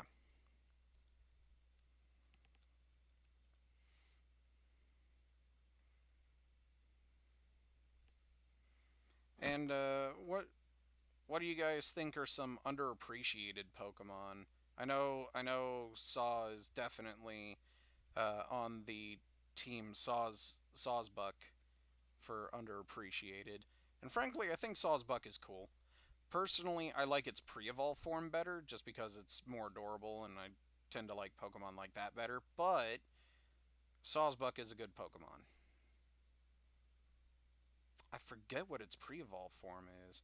Ambrose level 15, thank God, almost there.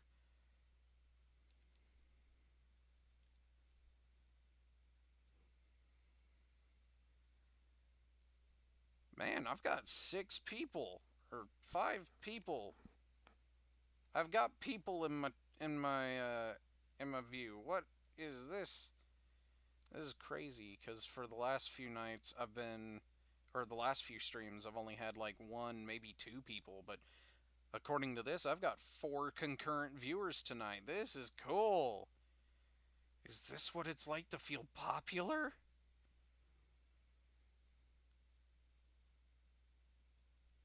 Although I'm pretty sure it's literally just you three and then my buddy DJ Doc over here.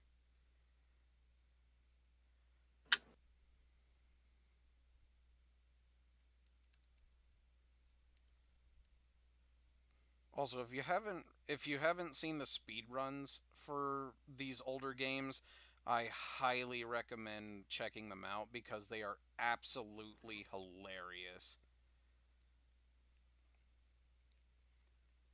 Especially, who is it? Kizaron, I'm pretty sure, is the name of the guy who does one of my favorite um, speed runs during something called GDQ or Games Done Quick. Uh,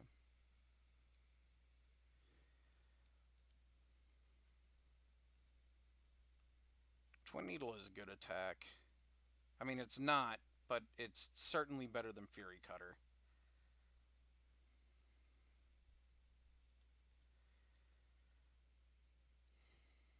Also, is not Doc. Oh my god, that was close. Ambrose, you beast!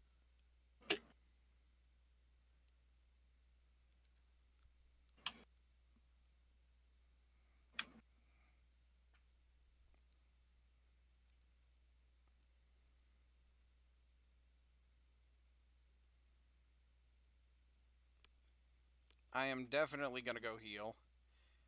This is one of the downsides to swap training, is all of your Pokemon end up injured at some point. And on set mode, swap training is even more difficult because I can't just swap in on the next Pokemon.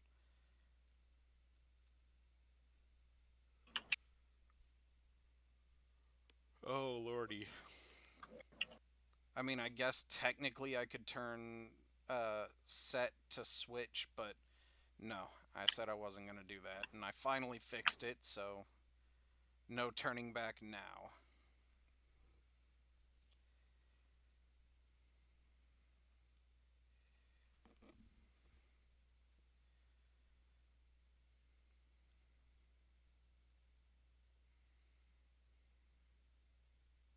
I definitely think Zubat is an underappreciated Pokemon after Generation 1.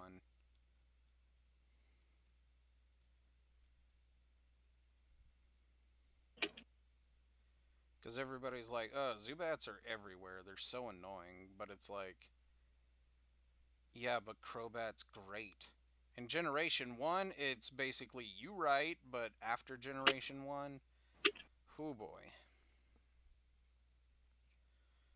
Oh yeah, this is the girlfriend person, and then later up we fight his girlfriend, which is really funny.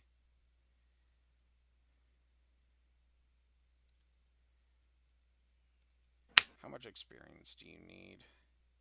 199. Oof. Alright.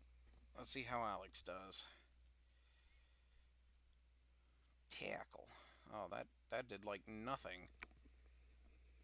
That, on the other hand, is a one-hit KO. Technically. Ekans. Alright, so I don't think there's anything Ekans can use that'll one-hit wonder. Poison Sting. Even if it poisons, I'm fine. Swap back into Alex, because I'm resistant and can't be poisoned. Oh, it just goes for a wrap. Alright, well, whatever. Wrap is useless. Fury attack. Okay, well, Alex, if you keep missing Fury attack, you're gonna be... Oh my god. He's going to be under your fury. Yes. 1, 2, 3, 4, 5. 5 Fury attacks. Which Lucky is the maximum bastard. amount, and it killed his Ekans. And now I'm cheesing my way into this. TM19, for those of who don't know, is actually Seismic Toss. If you don't get it now, you have to come back after you get cut. And I don't feel like doing that, so I get it now, please. How my dudes doing? You know what? You're doing pretty good. I'm definitely saving here, though.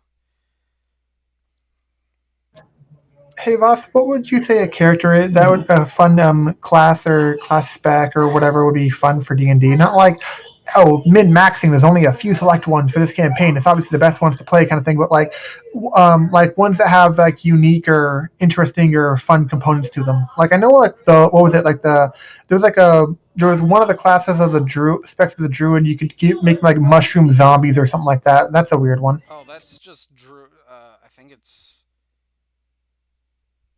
like it's either night spores or some other.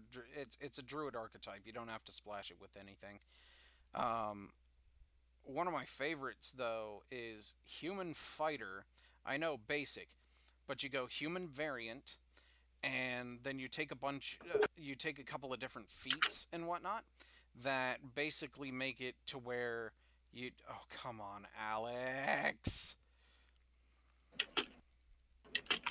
At least the Ekans isn't faster. Because if the Ekans was faster, I was going to be super upset.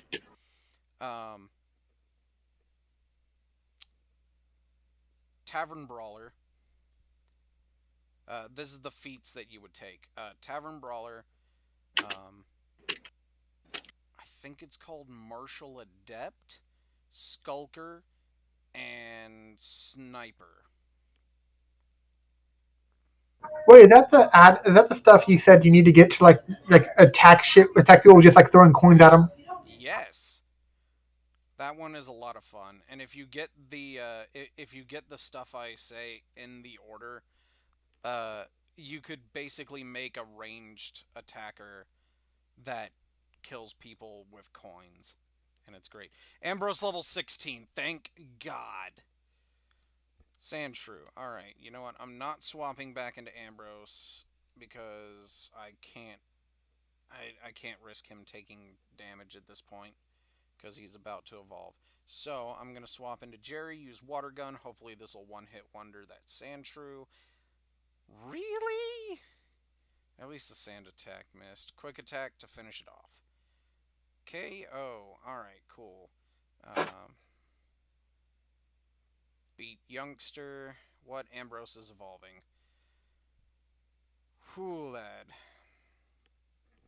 I remember the last time I ran this, my Kadabra was actually the first and only Pokemon that got KO'd when I was running this. Ambrose learned Confusion. Fantastic. You should be fine. I'm saving. Because now you have teleport and confusion. Confusion being the important part. There are a couple of different ones that do stuff like that, archetype-wise.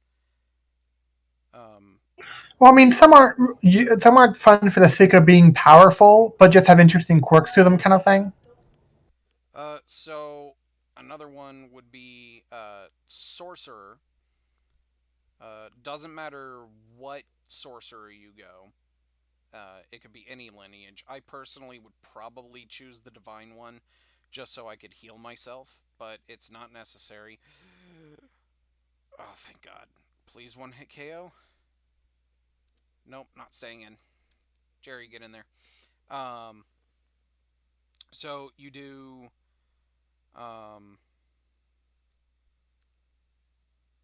sorcerer, then you do what is it? I think it's I know Polearm Master is part of it. Sentinel, and War Mage. There we go. That's what it needs to be. You do need to gain proficiency with polearms in order for that to happen. I think that means that you might need to start fighter just for that, or splash something. But if you get all of those, you could basically become an unstoppable halter of motion, as it were. And I can't move right now because it's part of the cutscene. There we go. Doing that and having the spell Ice Knife basically gives you the it gives you the ability to use Ice Knife at a 10-foot range to halt AoE enemy formations, which is really cool. At least so I would allow it, but it varies based on the DM, so always check with your DM to make sure things like that are allowed.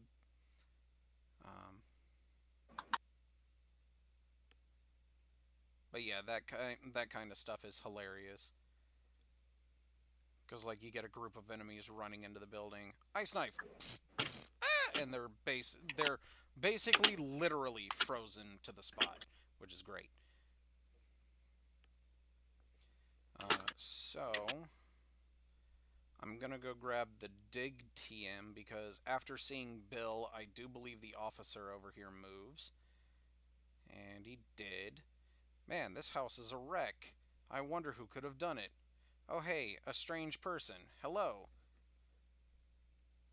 They are horrible policemen. I know, right? Dude's standing right here.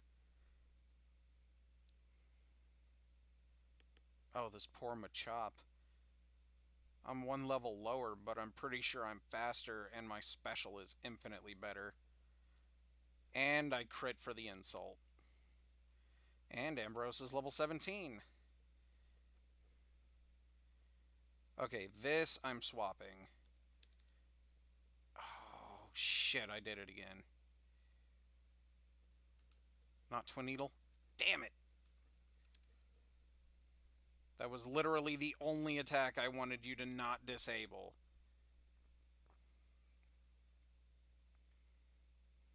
Oh god, he's pounding my rat.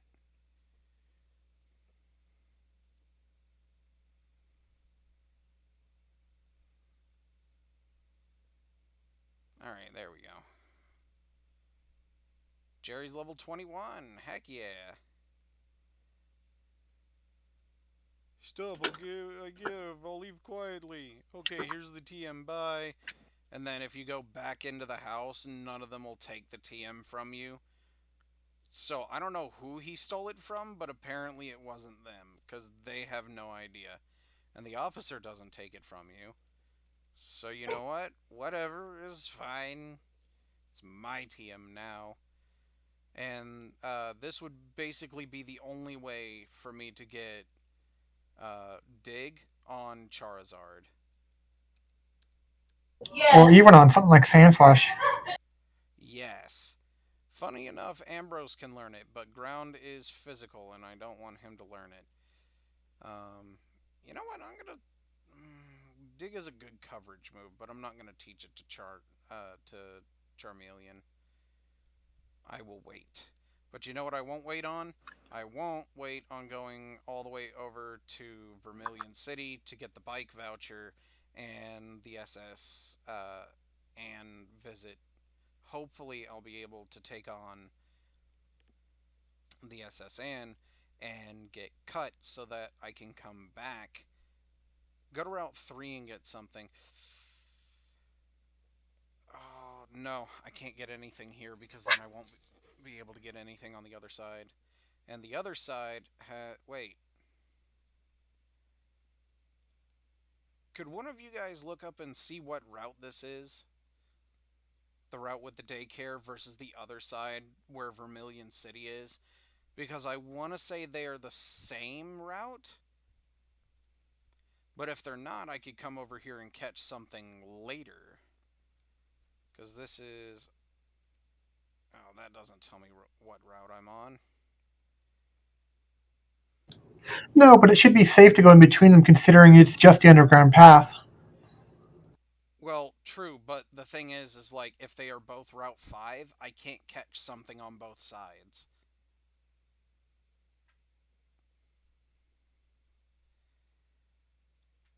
Alright, what do I got?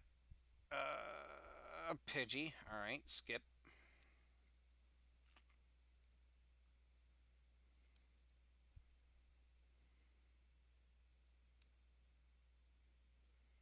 Round 2. Mankey. Alright. I didn't have a Mankey. And I can't weaken it with Ambrose. Come on out, Alex. Funny enough, in this, they make it look like it's disable is like a flash of light, and the enemy is disabled.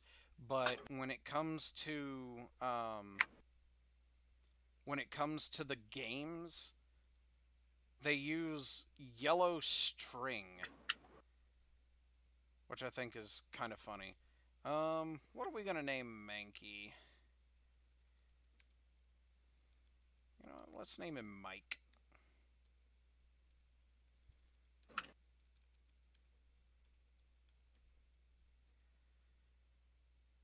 Alright.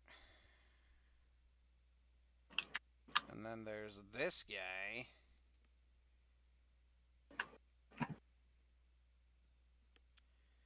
Which, luckily, I don't really have to worry about the dude trying to use any bug moves on Ambrose. In fact, Weedle is poison type, so that's super effective. Get out of here. Caterpie, it's not super effective, but it should be just as strong. There we go. Get out of here. And then another Weedle. Second verse, same as the first. A little bit louder, a little bit worse. And it's gone.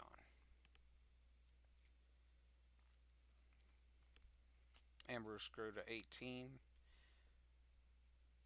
So, I can't raise my Pokemon to greater than, I think, level 22 is what Misty's Pokemon are at. So I have to be a little careful.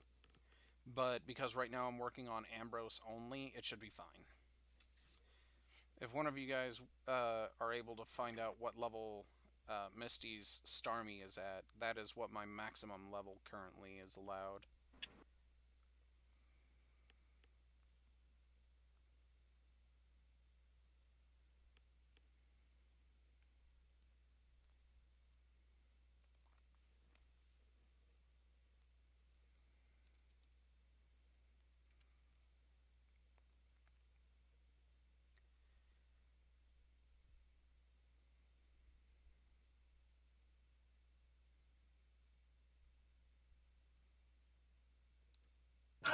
$21. Her Starmie's level 21? Yeah, tackle, water gun, bubble beam. Dang. Alright, that means I'll have to go fight her sooner rather than later. I am very glad I swapped out.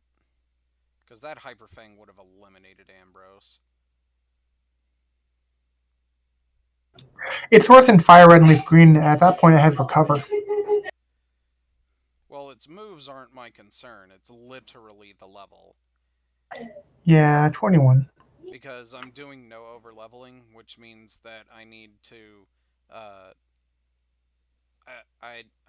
I can't raise any of my Pokemon greater than level 21 right now. So I'm gonna... Who all do I have left? Ambrose is the only Pokemon I need to get to level 21. Actually, why am I walking back? Ambrose, teleport.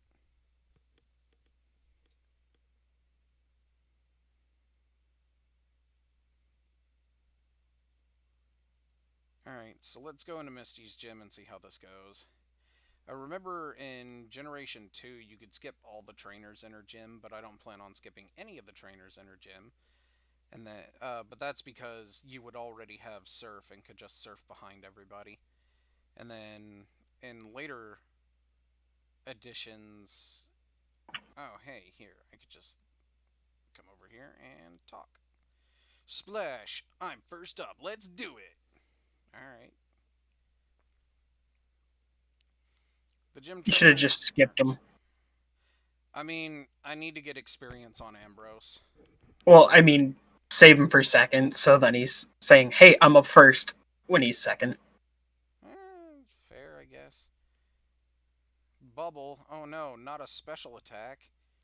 God, that does nothing. This gym is gonna be easy. I could probably take on this whole gym with just Ambrose, because all water moves are considered special in this generation. And as I'm sure you can see, they are garbage. The Goldeen is probably going to be the hardest Pokemon in this gym for Ambrose to take on. Because it has Peck, which is flying, which is a physical move in this generation for some stupid reason. Oh my goodness.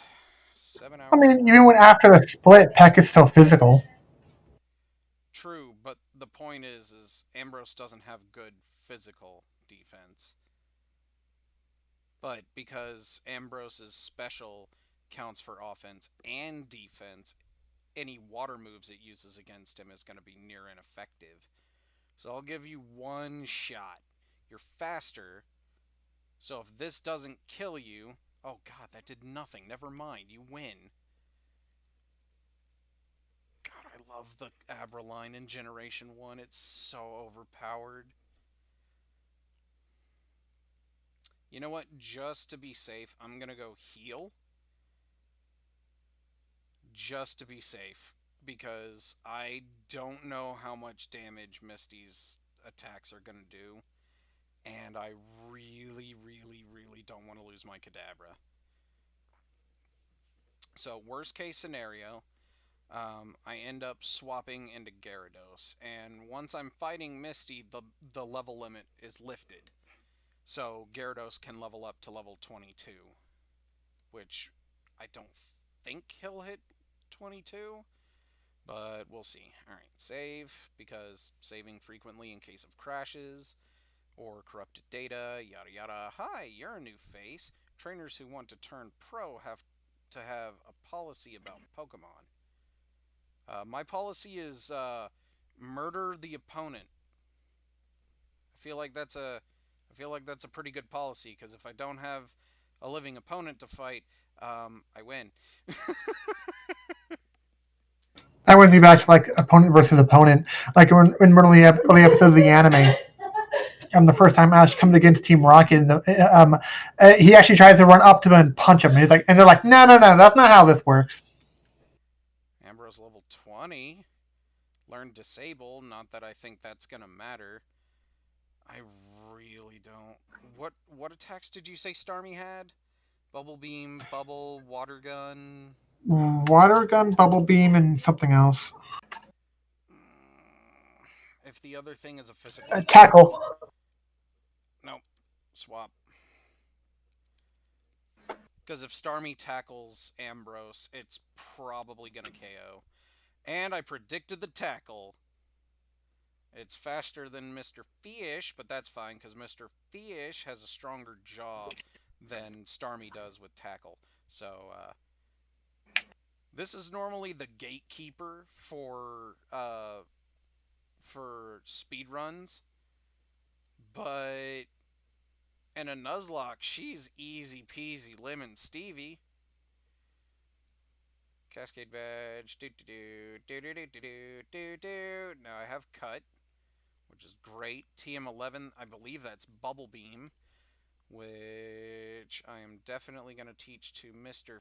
Fish.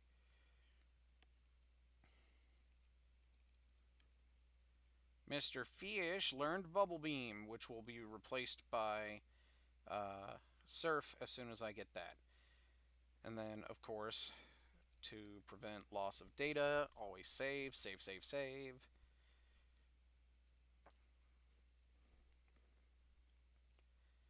Oh my goodness. Good stuff, good stuff. I think Doc went to bed. Frankly, I don't blame him. I'm glad he stopped by. Shoutouts and condolences to DJ Doc over there. His grandmother passed away, I think he said last week or over the weekend or something like that. I forget exactly what he said, but my condolences, and I hope you feel better soon, dude. It's never easy losing someone.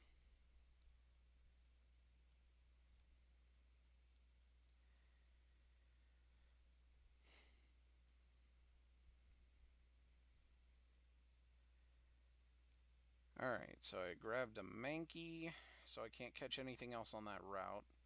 And if that's the same one, then I can't catch anything there. I'll probably look into that later, though.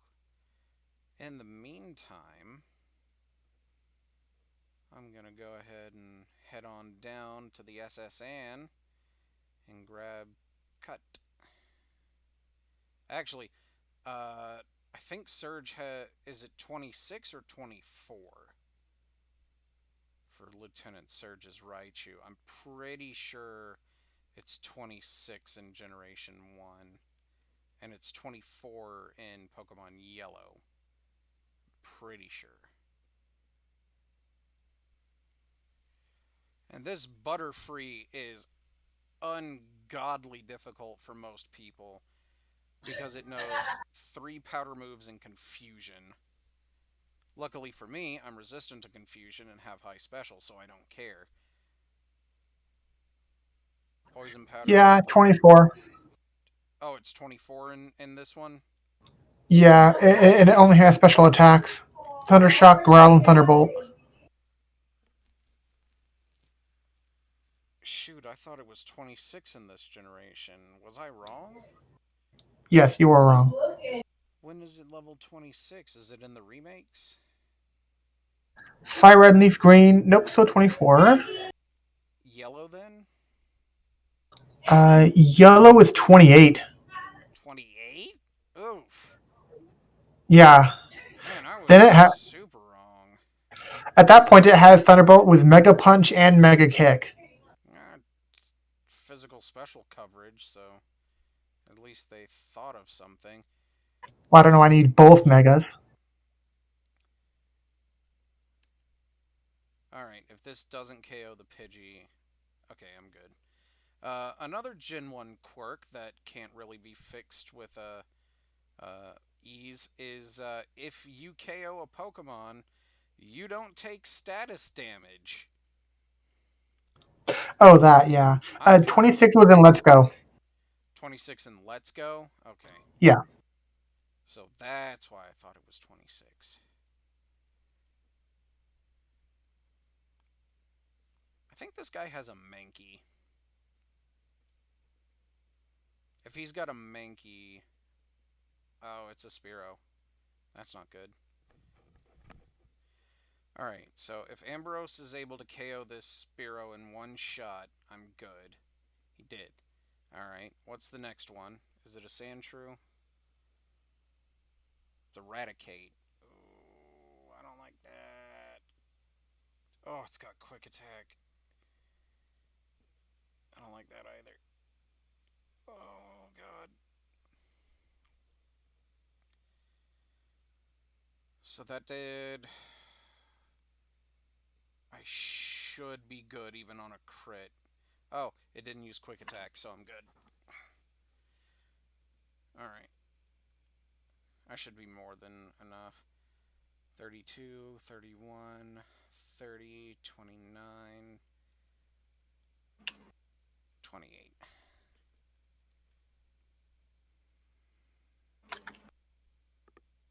There we go.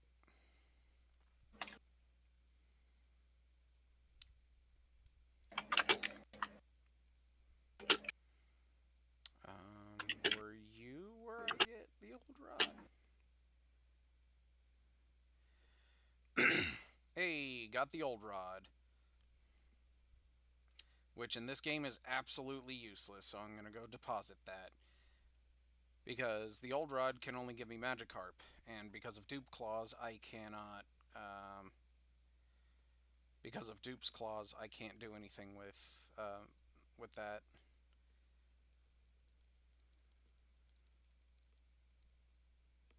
Old rod. Let's go ahead and put the Moonstone up, because I don't have anything that evolves via Moonstone. The Dome Fossil is not relevant right now. I guess that's it. I can use the rest of that stuff later. Go ahead and save. And the colored version of the Gen 1 games, I hate Vermilion the most because of the blue and orange. Like, I know they're complementary colors, but it's just a strain on my eyes at this point. If I remember correctly...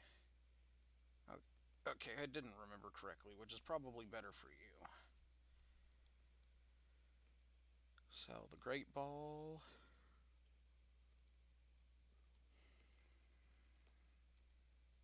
We'll buy some Pokeballs. And a couple of Super Potions.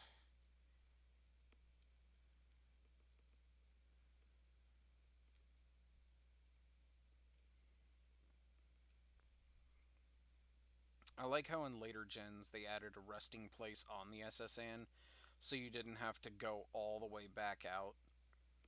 Oh, to the SSN, do you have your ticket? And you have to deal with this every freaking time. If I wasn't doing a Nuzlock, there's a way for me to keep the SSN here. But I am, so there isn't. Because I'm like 99% sure I can't use Ambrose's teleport in here. Yeah. I'm just gonna steal your max potion real quick. Hope you don't mind. Okay, bye. You don't think he minded, do you? I have doubts. Alright, cool. I'm gonna fight this sailor. Really? His Raichu's level 24? God, that's like no level difference. Because you can zip to here and just fly to the SSN and just immediately get to the next gym. So it's not much progress. It's only like 3 levels. It is only 3 levels.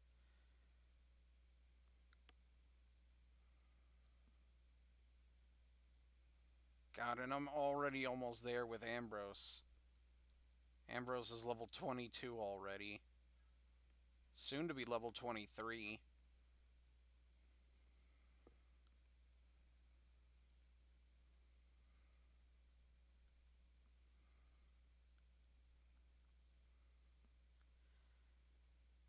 After Surge is Erica. And I think she's level, what, like level 30, I think? 29 as her strongest.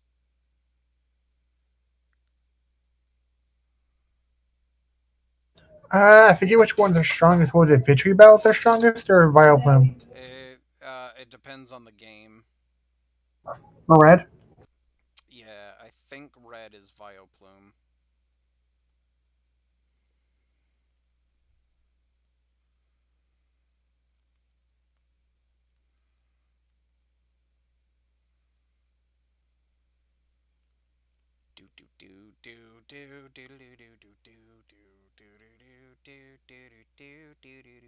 This guy's a pedophile. I like feisty kids like you. Bad touch. I need an adult.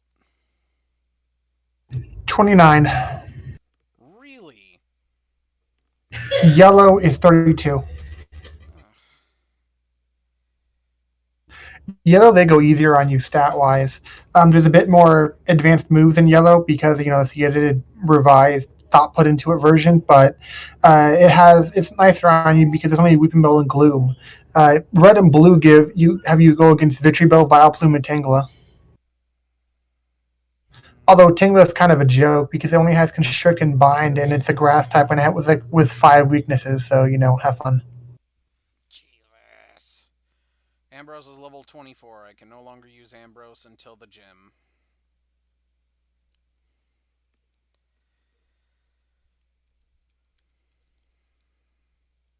Jan, you are going to be the most difficult to train on this ship. I'm probably just going to save you for last.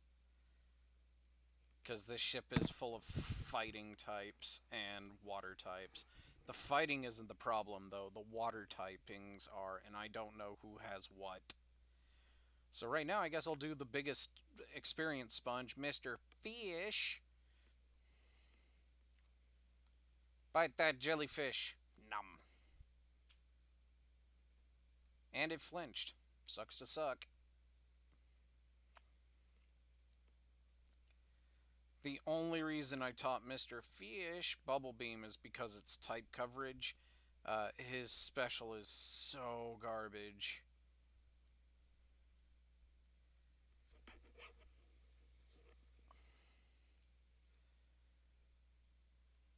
Because if we just look, Mr. Fish, stats. Actually, you know what? Your special isn't too bad. It's worse than your attack, but not by a whole lot. Also save. Save, save, save. Oh, hey, 8 hours even. Nice. I wonder what that's going to be at by the time I actually get done with this game. Now that I'm out of the now that I'm out of the beginnings, I should be at a point where the trainer battles will keep me on level for the gym challenges. Hopefully that is the case. And I'm going to do my best not to lose anybody, but there's always that chance.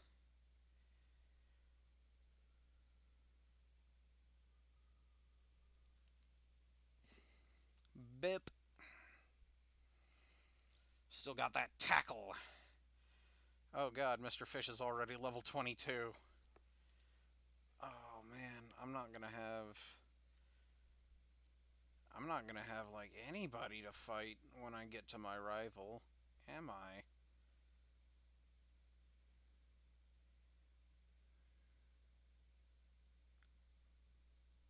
Well, shoot.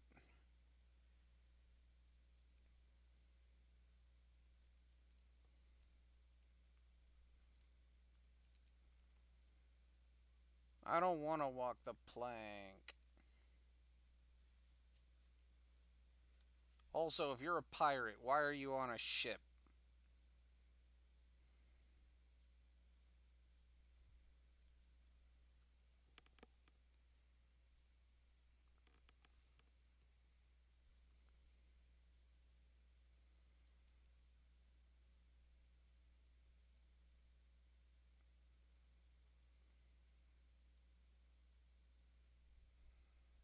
Arg, beaten by a kid.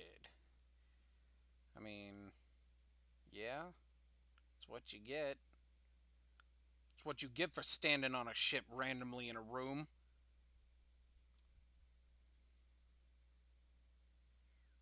Should I go ahead and go fight my rival, or should I keep clearing rooms?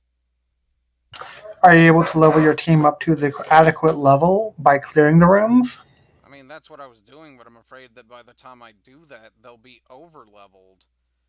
And I mean, I'm giving myself a 1 level okay clearance, but even with that, I don't think I'll make it. I don't know. We'll see. Because right now, Mr. Fish is level 22, almost level 23. And I've already got Ambrose to level 24, so I can't use Ambrose again.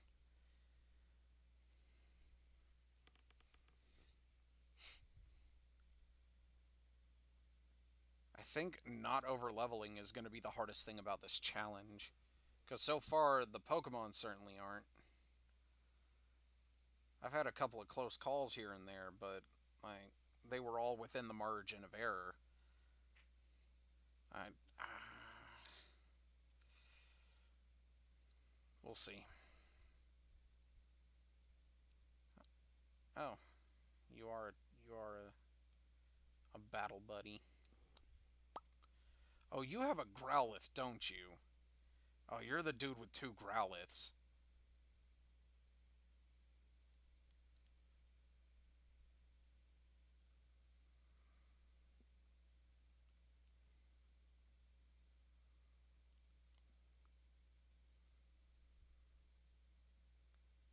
And dead. I remember you being a lot tougher. I might be thinking of Yellow and or Let's Go Eevee. And then if I talk to you, you should be nice to friends. That's funny.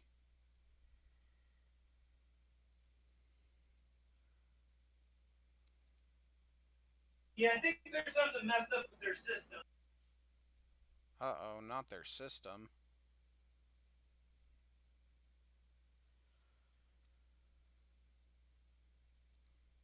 Why haven't you evolved this into a Nidorino? This poor Nidoran is stuck at level 19 because you wouldn't let it evolve. This Nidoran female is also stuck at level 19. You monster!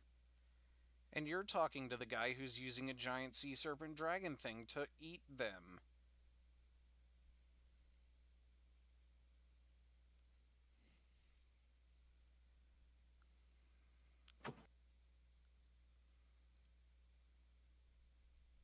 No, I don't want to get you a cherry pie. I would eat a cherry pie. I'd much prefer an apple pie, but, you know. Is this... Yeah, no. I like pumpkin pie. Yeah, pumpkin pie is pretty good. I like the classic. I like cinnamon apple. I mean, it's not a super good apple pie if you don't have some cinnamon in it.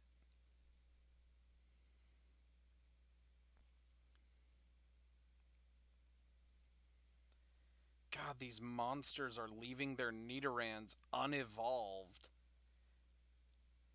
Shoot, I would love to create a ROM hack of this where I specifically go in and engineer each and every Pokemon trainer's Pokemon teams to be good. Or at the very... That's what some ROM hacks are. They make it so like they did Ultra Sun and Moon. Because I think in Ultra Sun and Moon, Game Freak actually gave a damn about IVs and team makeup of the NPCs.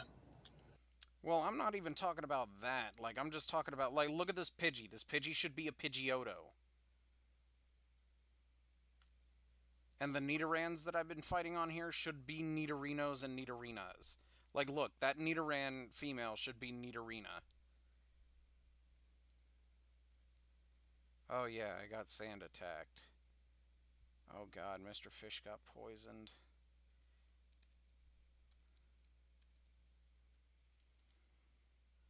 Swap into Yawn.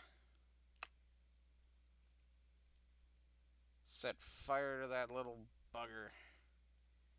Oh, no, not my attack. Okay, set fire to it again. You're just trying to poison all my Pokemon, aren't you? Well, that's too bad, because you're dead. Because I'm doing a Nuzlock. Your Pokemon don't faint, they die. Alright, Mr. Fish, what health you at? 61? 60. 59. 58. 57. 56. 5. 54. 53. 52. 51. 50. 49. 48, 47, 46, 44, 43, 42, 41, 40.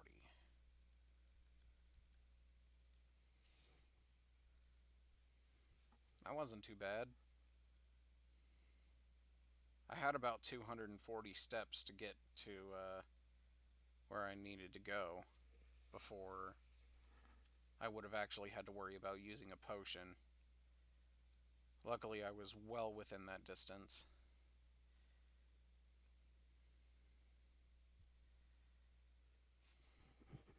The speed run for this game is actually really cool. Because it's got, so they used to use Blastoise for basically the whole run until they ran into a better Pokemon to use than Blastoise as their main Pokemon. Any guesses as to what that Pokemon is? Jolteon? I think I heard Zan say Shino. She's currently AFK.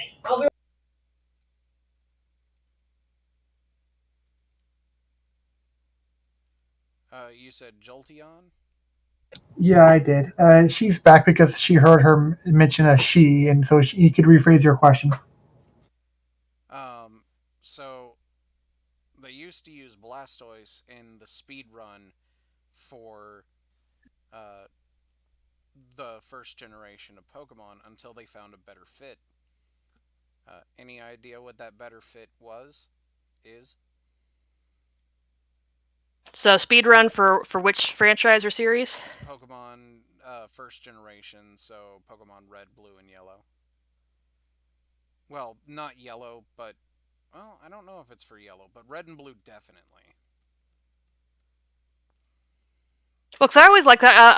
I can't remember. Like it was before the everybody knew about it, and it was a big secret about the Mew under the truck. I was like, whenever you're on the SSN, I always keep thinking about. I actually planned it out one time that I may have been an accident where I just completely whited out and got access to the SSN all the time, even though I had cut, so I could go everywhere.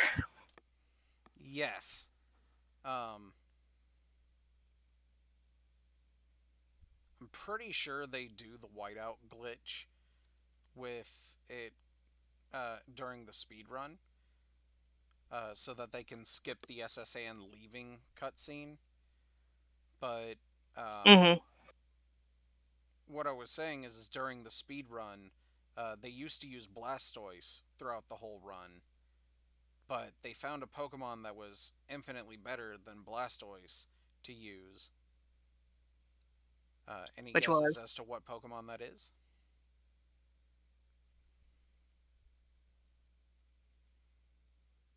I don't know. It was Venusaur better than like that's the thing is I don't really know. It's. I'll give you a hint. It's not a starter. Oh, it's not a starter. Yep. Well, then I would have no idea then, unless you're talking about Sunny was talking about the Persian thing.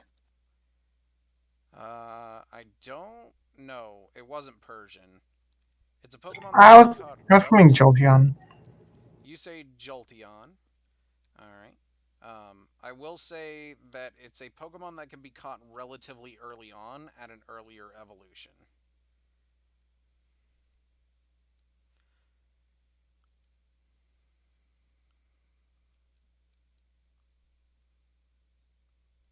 What about you, Matt? I don't know. I've never speedrun, so mine is just a guess. Fair enough. So the answer is Nidoking. I would have said that. Nidoking ended up being by far the best Pokemon to use in the speed run of the game, if only because it can learn a one-hit KO move, Horn Drill. It can learn type coverage moves that are super useful, and its stats are actually really good, and you can evolve it super early. You can have a Nidoking by the time you get out of Mount Moon. Of course, I'm pretty sure they don't evolve it into Nidoking until a little bit before Misty. I forget when exactly they evolve it, but I would personally do it after Missy just to make sure it didn't have the ground weakness to water attacks. I think they do it before Misty, and I think the reason they do it is for the stat increase, because by the time they actually take on Misty with the Nidoking, um, Misty's water typing is irrelevant. Because I'm pretty sure they teach it Thrash, which is strong enough to eliminate Misty's Pokemon, at least as far as I remember.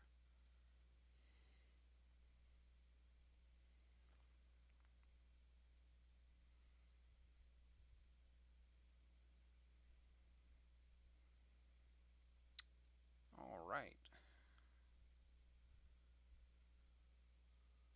Almost there. I've actually only got a couple more rooms left, so I think I'll be just barely able to get to Surge. Oh god, it's a Pikachu.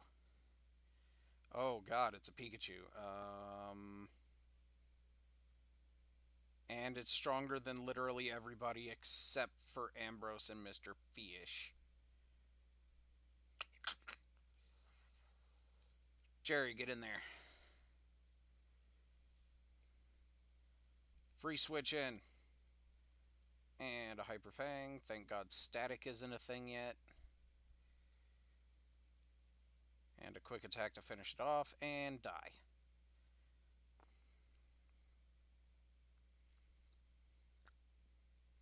That could have been really bad. And what are you? Max Ether. That is going to be super useful.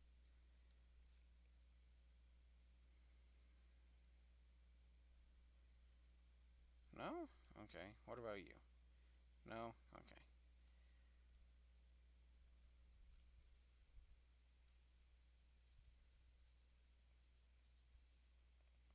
I like strong and rare Pokemon. Like a female shiny Torchic. No, that doesn't exist in this game yet. I know.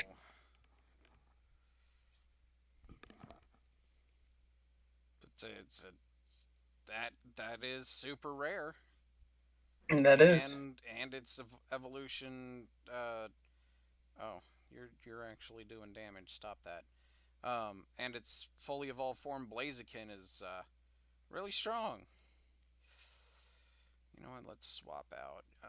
Yawn, get in there because you're resistant to fire. Called it. Oh, why did I use Ember? I'm dumb.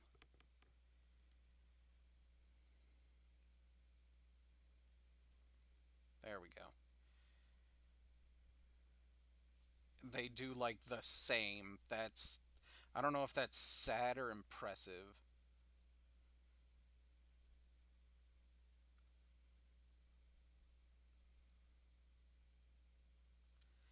The Gen 2 ones are actually even more fun to watch because they use Totodile as their starter, and then once they get past, I think it's either right before or right after Morty, they catch Raikou. And then they use Raikou for the rest of the run. No more room for items.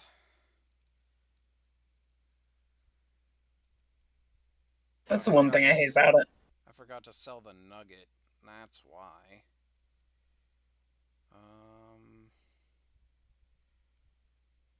Might as well use my potions.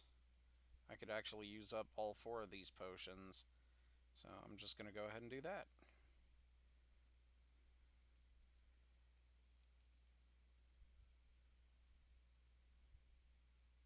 And last one, we'll go to Mr. Fish, who, along with Ambrose, is currently my strongest. A rare candy, that was totally worth it. That rare candy is going to be so helpful. A Rattata. Bird. Eat mouse. Doesn't want. It doesn't have bite. Doesn't have peck either, now that I think about it. Oh well, rodent problem eliminated. Oh god, it's a Pikachu. Rodent problem not eliminated. Yawn, get in there.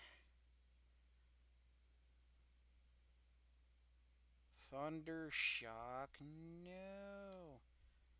Set that rodent on fire. We're having grilled mouse tonight. Actually, now that I think about it, I haven't had dinner. I don't know if I want to go eat.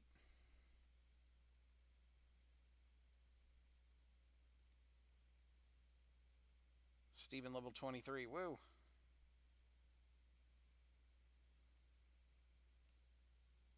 Do do do do do do do do do do.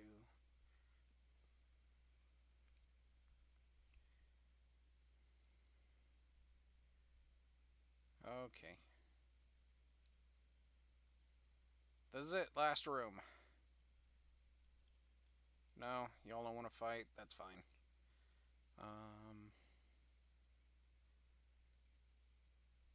I'm gonna go heal. And then we're gonna see how... We're gonna go see how this goes. And you know what? While I'm at it, I think I'm gonna go grab the bike voucher while I'm out there. Because having the bike voucher is gonna be super useful. Need to listen to how that old guy loves his horse. Hey, you know what? I'm not gonna judge a man for how he loves his horse. What he and that horse do behind closed doors is absolutely disgusting, but I'm not gonna judge him for it to his face.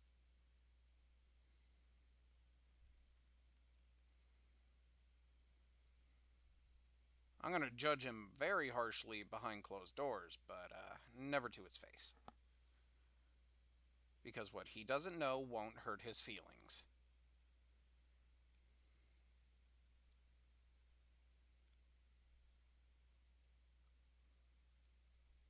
Not this house. This house.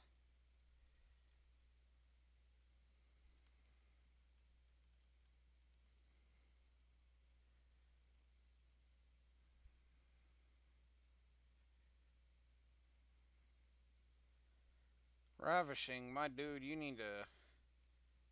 Oh, I don't have room for it in my inventory. Gah.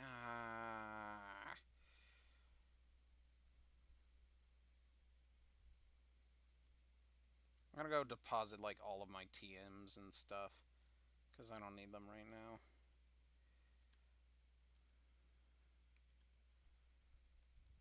Deposit the escape ropes, the HP up, TM1,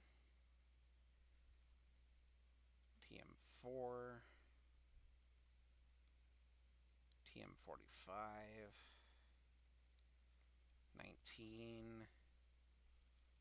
I still need the SS ticket for the moment. TM44. I am definitely going to forget that these are in the PC by the time I need them. Alright, there we go. I should have enough room now.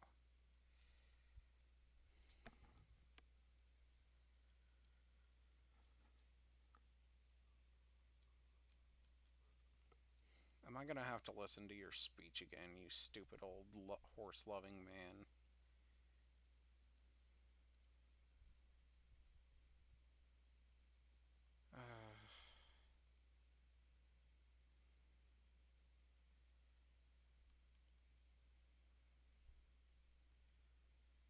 Hooray, bike voucher, super. Okay, bye. I had to listen to that creepy old man's speech twice. I am not going back.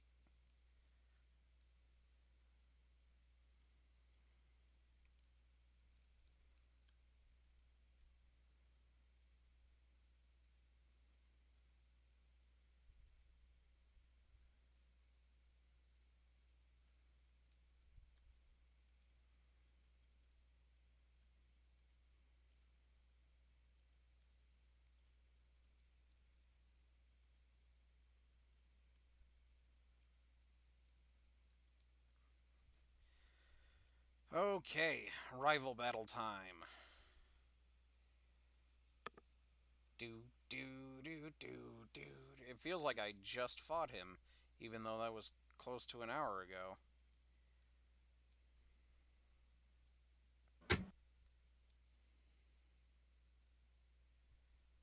That's weird, isn't it? Indeed.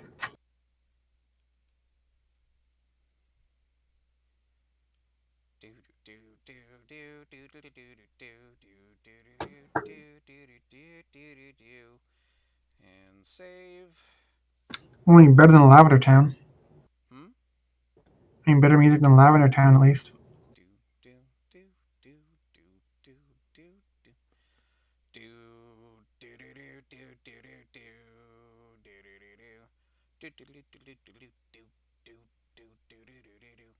Alright, sending out Pidgeotto.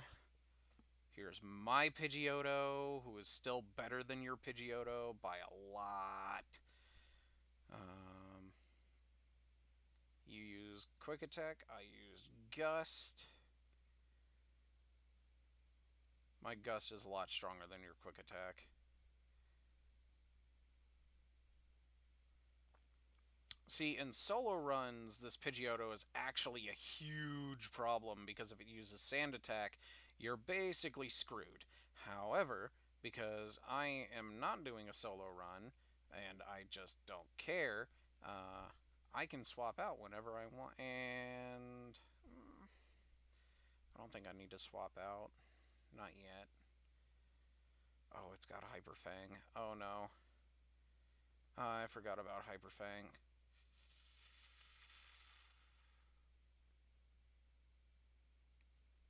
Quick Attack. Okay, Steven gets swapped out now.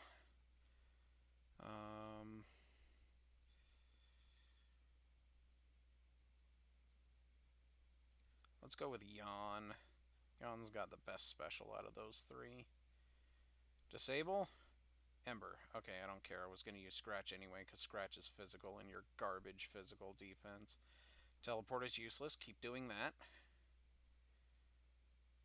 Disable doesn't work if I've already got a move that's disabled, so eat garbage.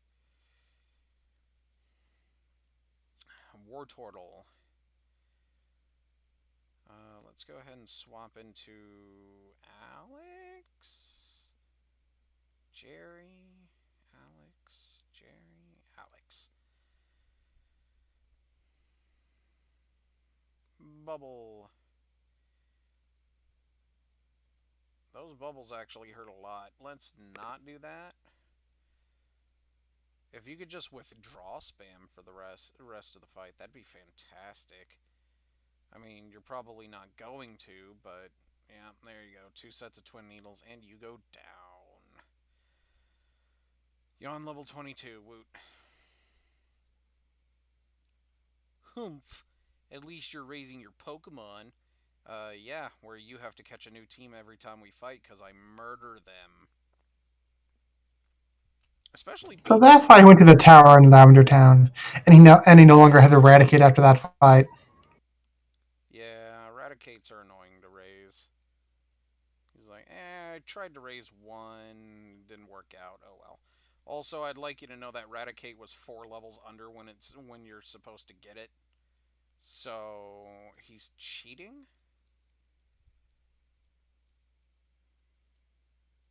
All right, who can learn Cut? Alex and Yawn? Well, Alex, duh. Actually, you know what? You can keep Fury Cutter. I'm getting rid of Focus Energy because that move is an active detriment to us. Oh yeah, that move actually like lowers crit rating in Gen 1 normally, right? Yep. Divide by 4. It cuts your crit rating down to 1/4 of what it's supposed to be. Which, to be fair, it's like the crit rating is messed up anyway? Because the crit rating is based off of your speed. Oh well. There is a way to stop it from leaving, but I can't do that in my current state because you can't use escape ropes or teleport or fly or dig.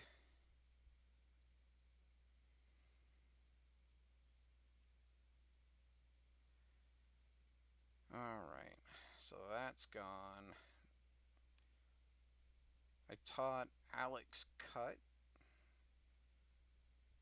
so now he's got a more reliable move than Fury Cutter, or Fury Attack. Fury Cutter's a Gen 2 move. Specifically, I'm pretty sure Bugsy is the only one who has Fury Cutter on her Pokemon, and it's only on her Scyther. I think. I'm pretty sure.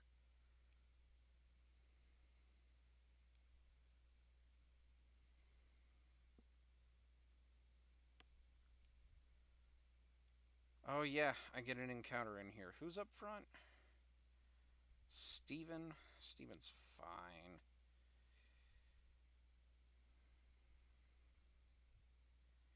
And my encounter is... It's gonna be Diglett. Yeah, this is Diglett Cave. If I get a Doug Trio, that would be amazing. But it was unlikely. Diglett dig, Diglett dig. Quick attack. Or you could just one-shot it, that's cool too. And grow to level 24, so now I can't use you yet.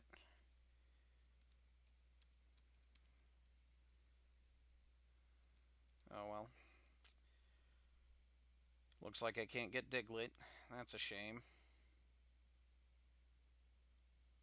Because I don't think there's anywhere else to catch Diglett.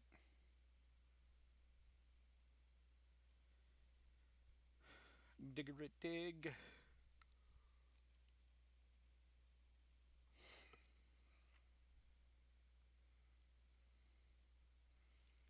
I'm gonna go see if I can get Flash. I don't know who I'm gonna teach it to. Because I hate Flash. But there's nothing I can do about it, so... we shall see.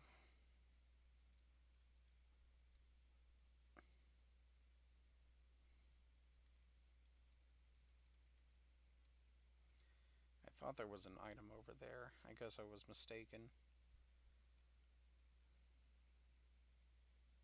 Wasn't there either.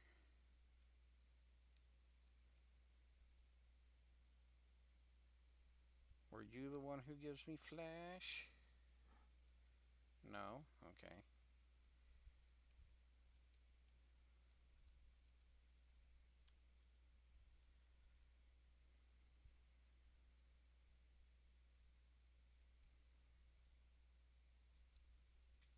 Were you the one who gives me Flash?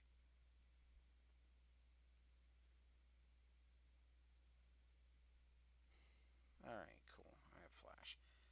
Who can even learn Flash? Actually, now that I'm thinking about it, toss the SS. What? Then, I guess I'll bank you in a minute. Who can learn Flash? Literally only Ambrose. No, I refuse. I am not going to teach Ambrose that garbage move. Another HP up. Alright. Another Moonstone. Alright.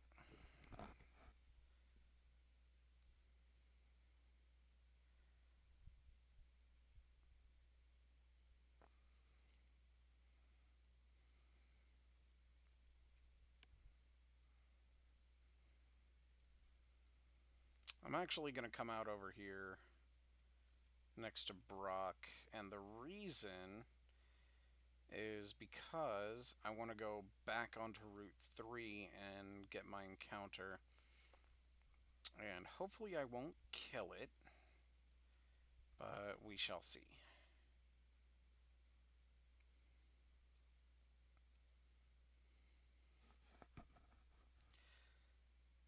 False Swipe is such a good move. Like, it literally cannot KO the opposing Pokemon, but sometimes that's what you want in a move, you know? Yeah. Alright.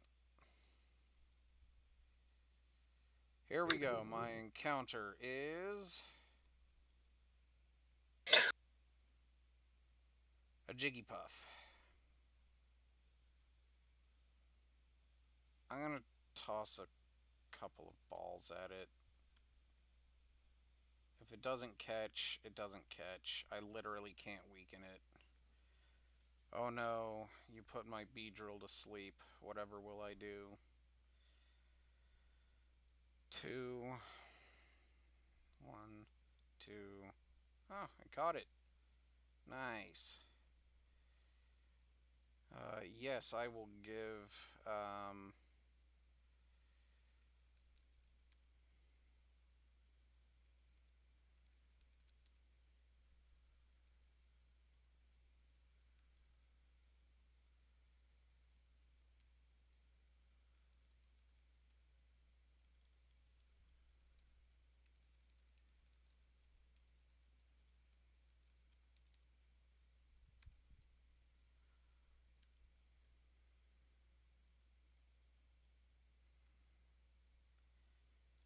Puffly Jig has been added to the box. Hooray.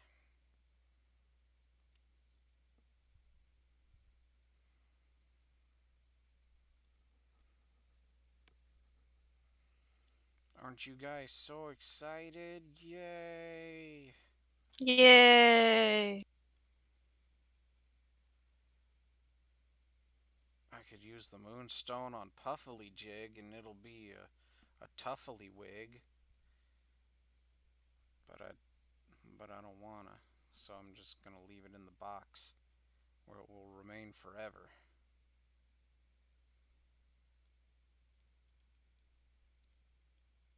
A reminder that it is forever useless.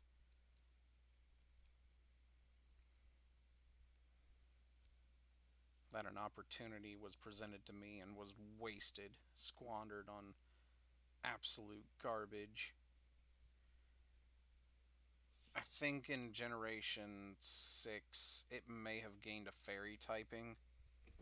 Jigglypuff, yeah, the evolution is very normal. Yeah. It has okay special attack, pretty solid health, but not a good enough move pool to make it viable in any way. Yeah.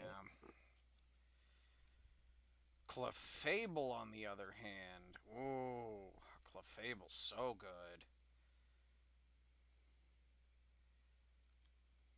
Especially with Magic Guard. Yeah.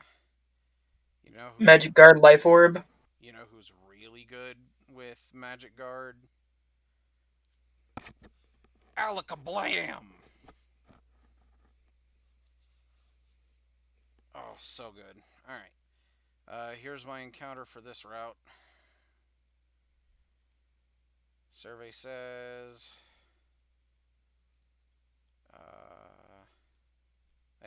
there we go. Spearow. Hell yeah. I could get behind Spearow. Cut. I'm 6 levels over it. Oh my god. It lived. It is the boy who lived.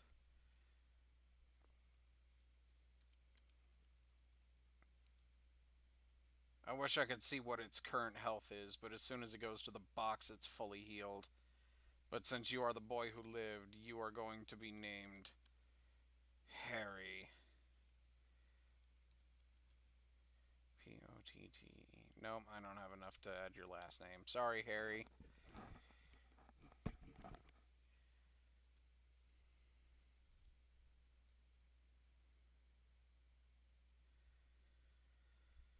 Let's go ahead and heal up. And then I think I'll try and take on Lieutenant Surge, or at least see what his gym trainers are all about. If I remember correctly, one of them has a Voltorb with Sonic Boom, And a Magnemite with Sonic Boom. I hate Sonic Boom. I also hate Dragon Breath, or is it Dragon Breath or Dragon Rage? Dragon Rage. It's guaranteed 40 HP kill. Yeah. Sonic Boom's 20. Oh, I know Sonic Boom's 20. I don't like fighting either of those early game because it's all right, what do we got? Pikachu, Twin Needle, Growl. Okay. Boop. Boop.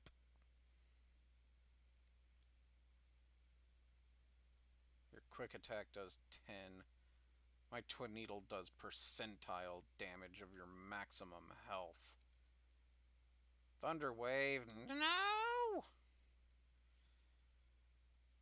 Cut that little rat. That's another one. Okay, let's try cut again and see where that gets us. Thundershock. 12. Twin Needle. Quick attack. Okay. I'm good for one more hit.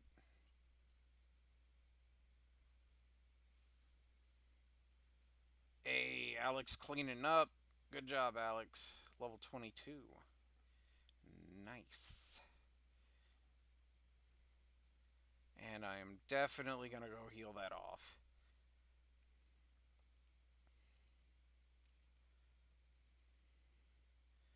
That is definitely one thing I liked about the later games, is they added that quality of life, press A on a thing to ask if it wants to cut.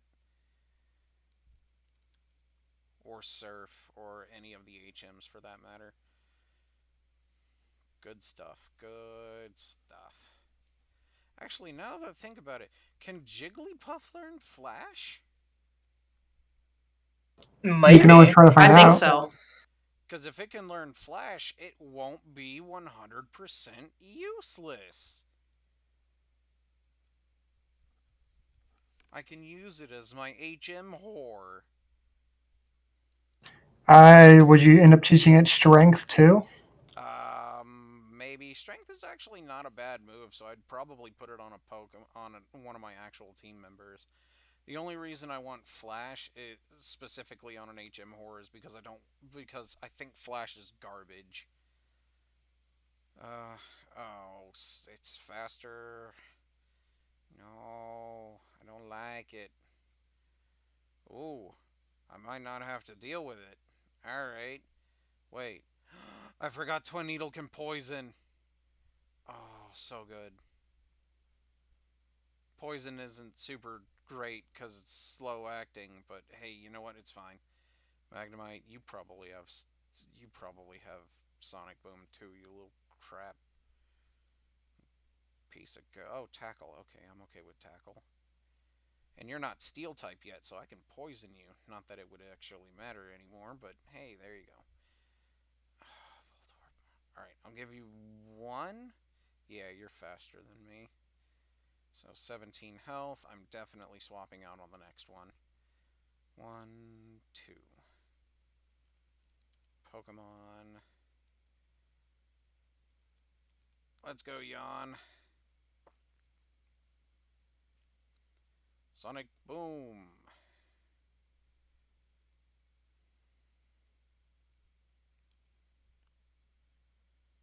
Die, you Pokeball looking son of a gun.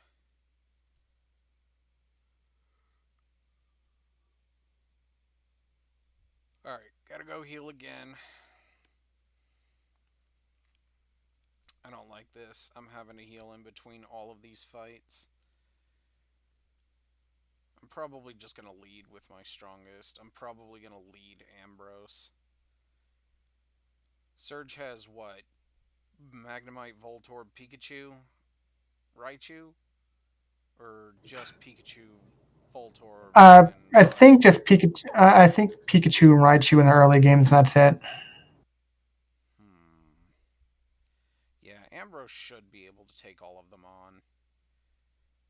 Of Well, course, especially if they only have electric attacks, and that's about it. Yep. Like I think electric attacks and growl. Oh no, not growl. I think my biggest challenge is gonna be actually opening the stupid doors.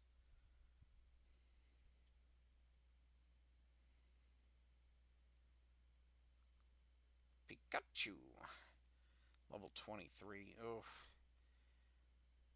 Quick attack. 10 damage? Alright, that's fair. Oh my god. Alex cleaning up over here. Look at that twin needle go.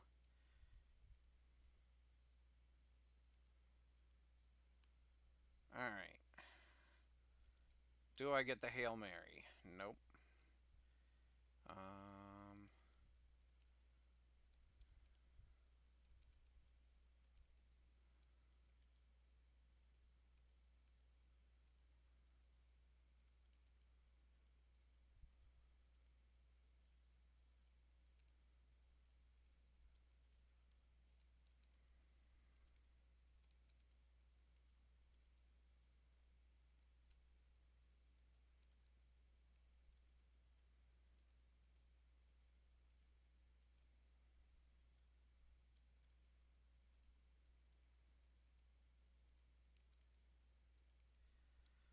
I forget the pattern for these, but it's fine.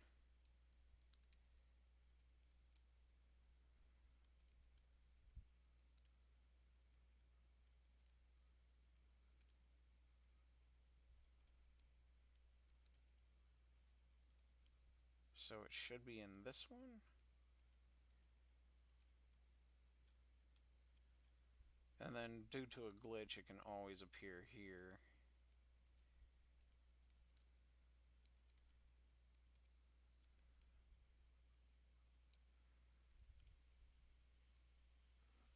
Found the switch. Nope. Alright. There's the switch. Nope. Okay. And then... I'm pretty sure it was every other one for the first switch. And then... there was... here's the switch. And... there it is. Got it.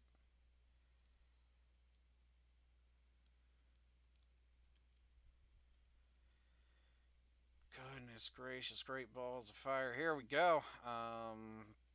Pokemon Ambrose switch with Alex. Save again. Saved and go.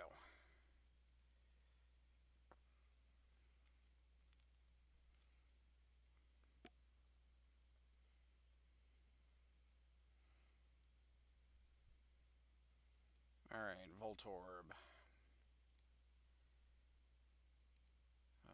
Confusion. Sonic Boom, 42 health. Ugh. Alright.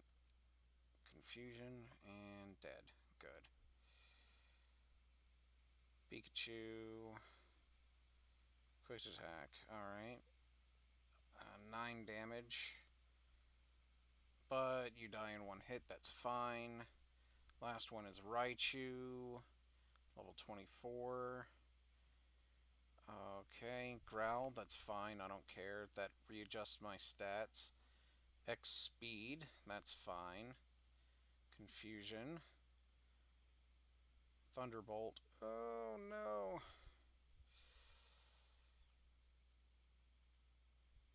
Paralyzed, but I got Confusion, and I win. Oh, that was close.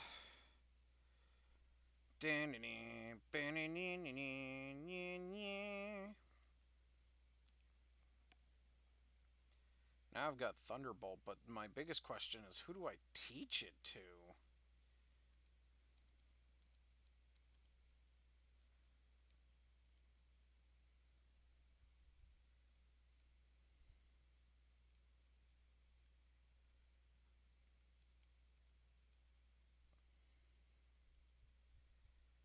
Alright, I think I made a good amount of progress for tonight.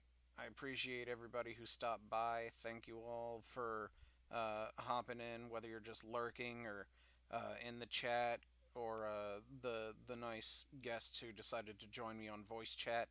I hope you guys have a great evening. If you haven't already, please subscribe. I could definitely use the the views and subs. Uh, Maybe like the video. Either way, I hope you guys have a great evening, and I will see you all next time.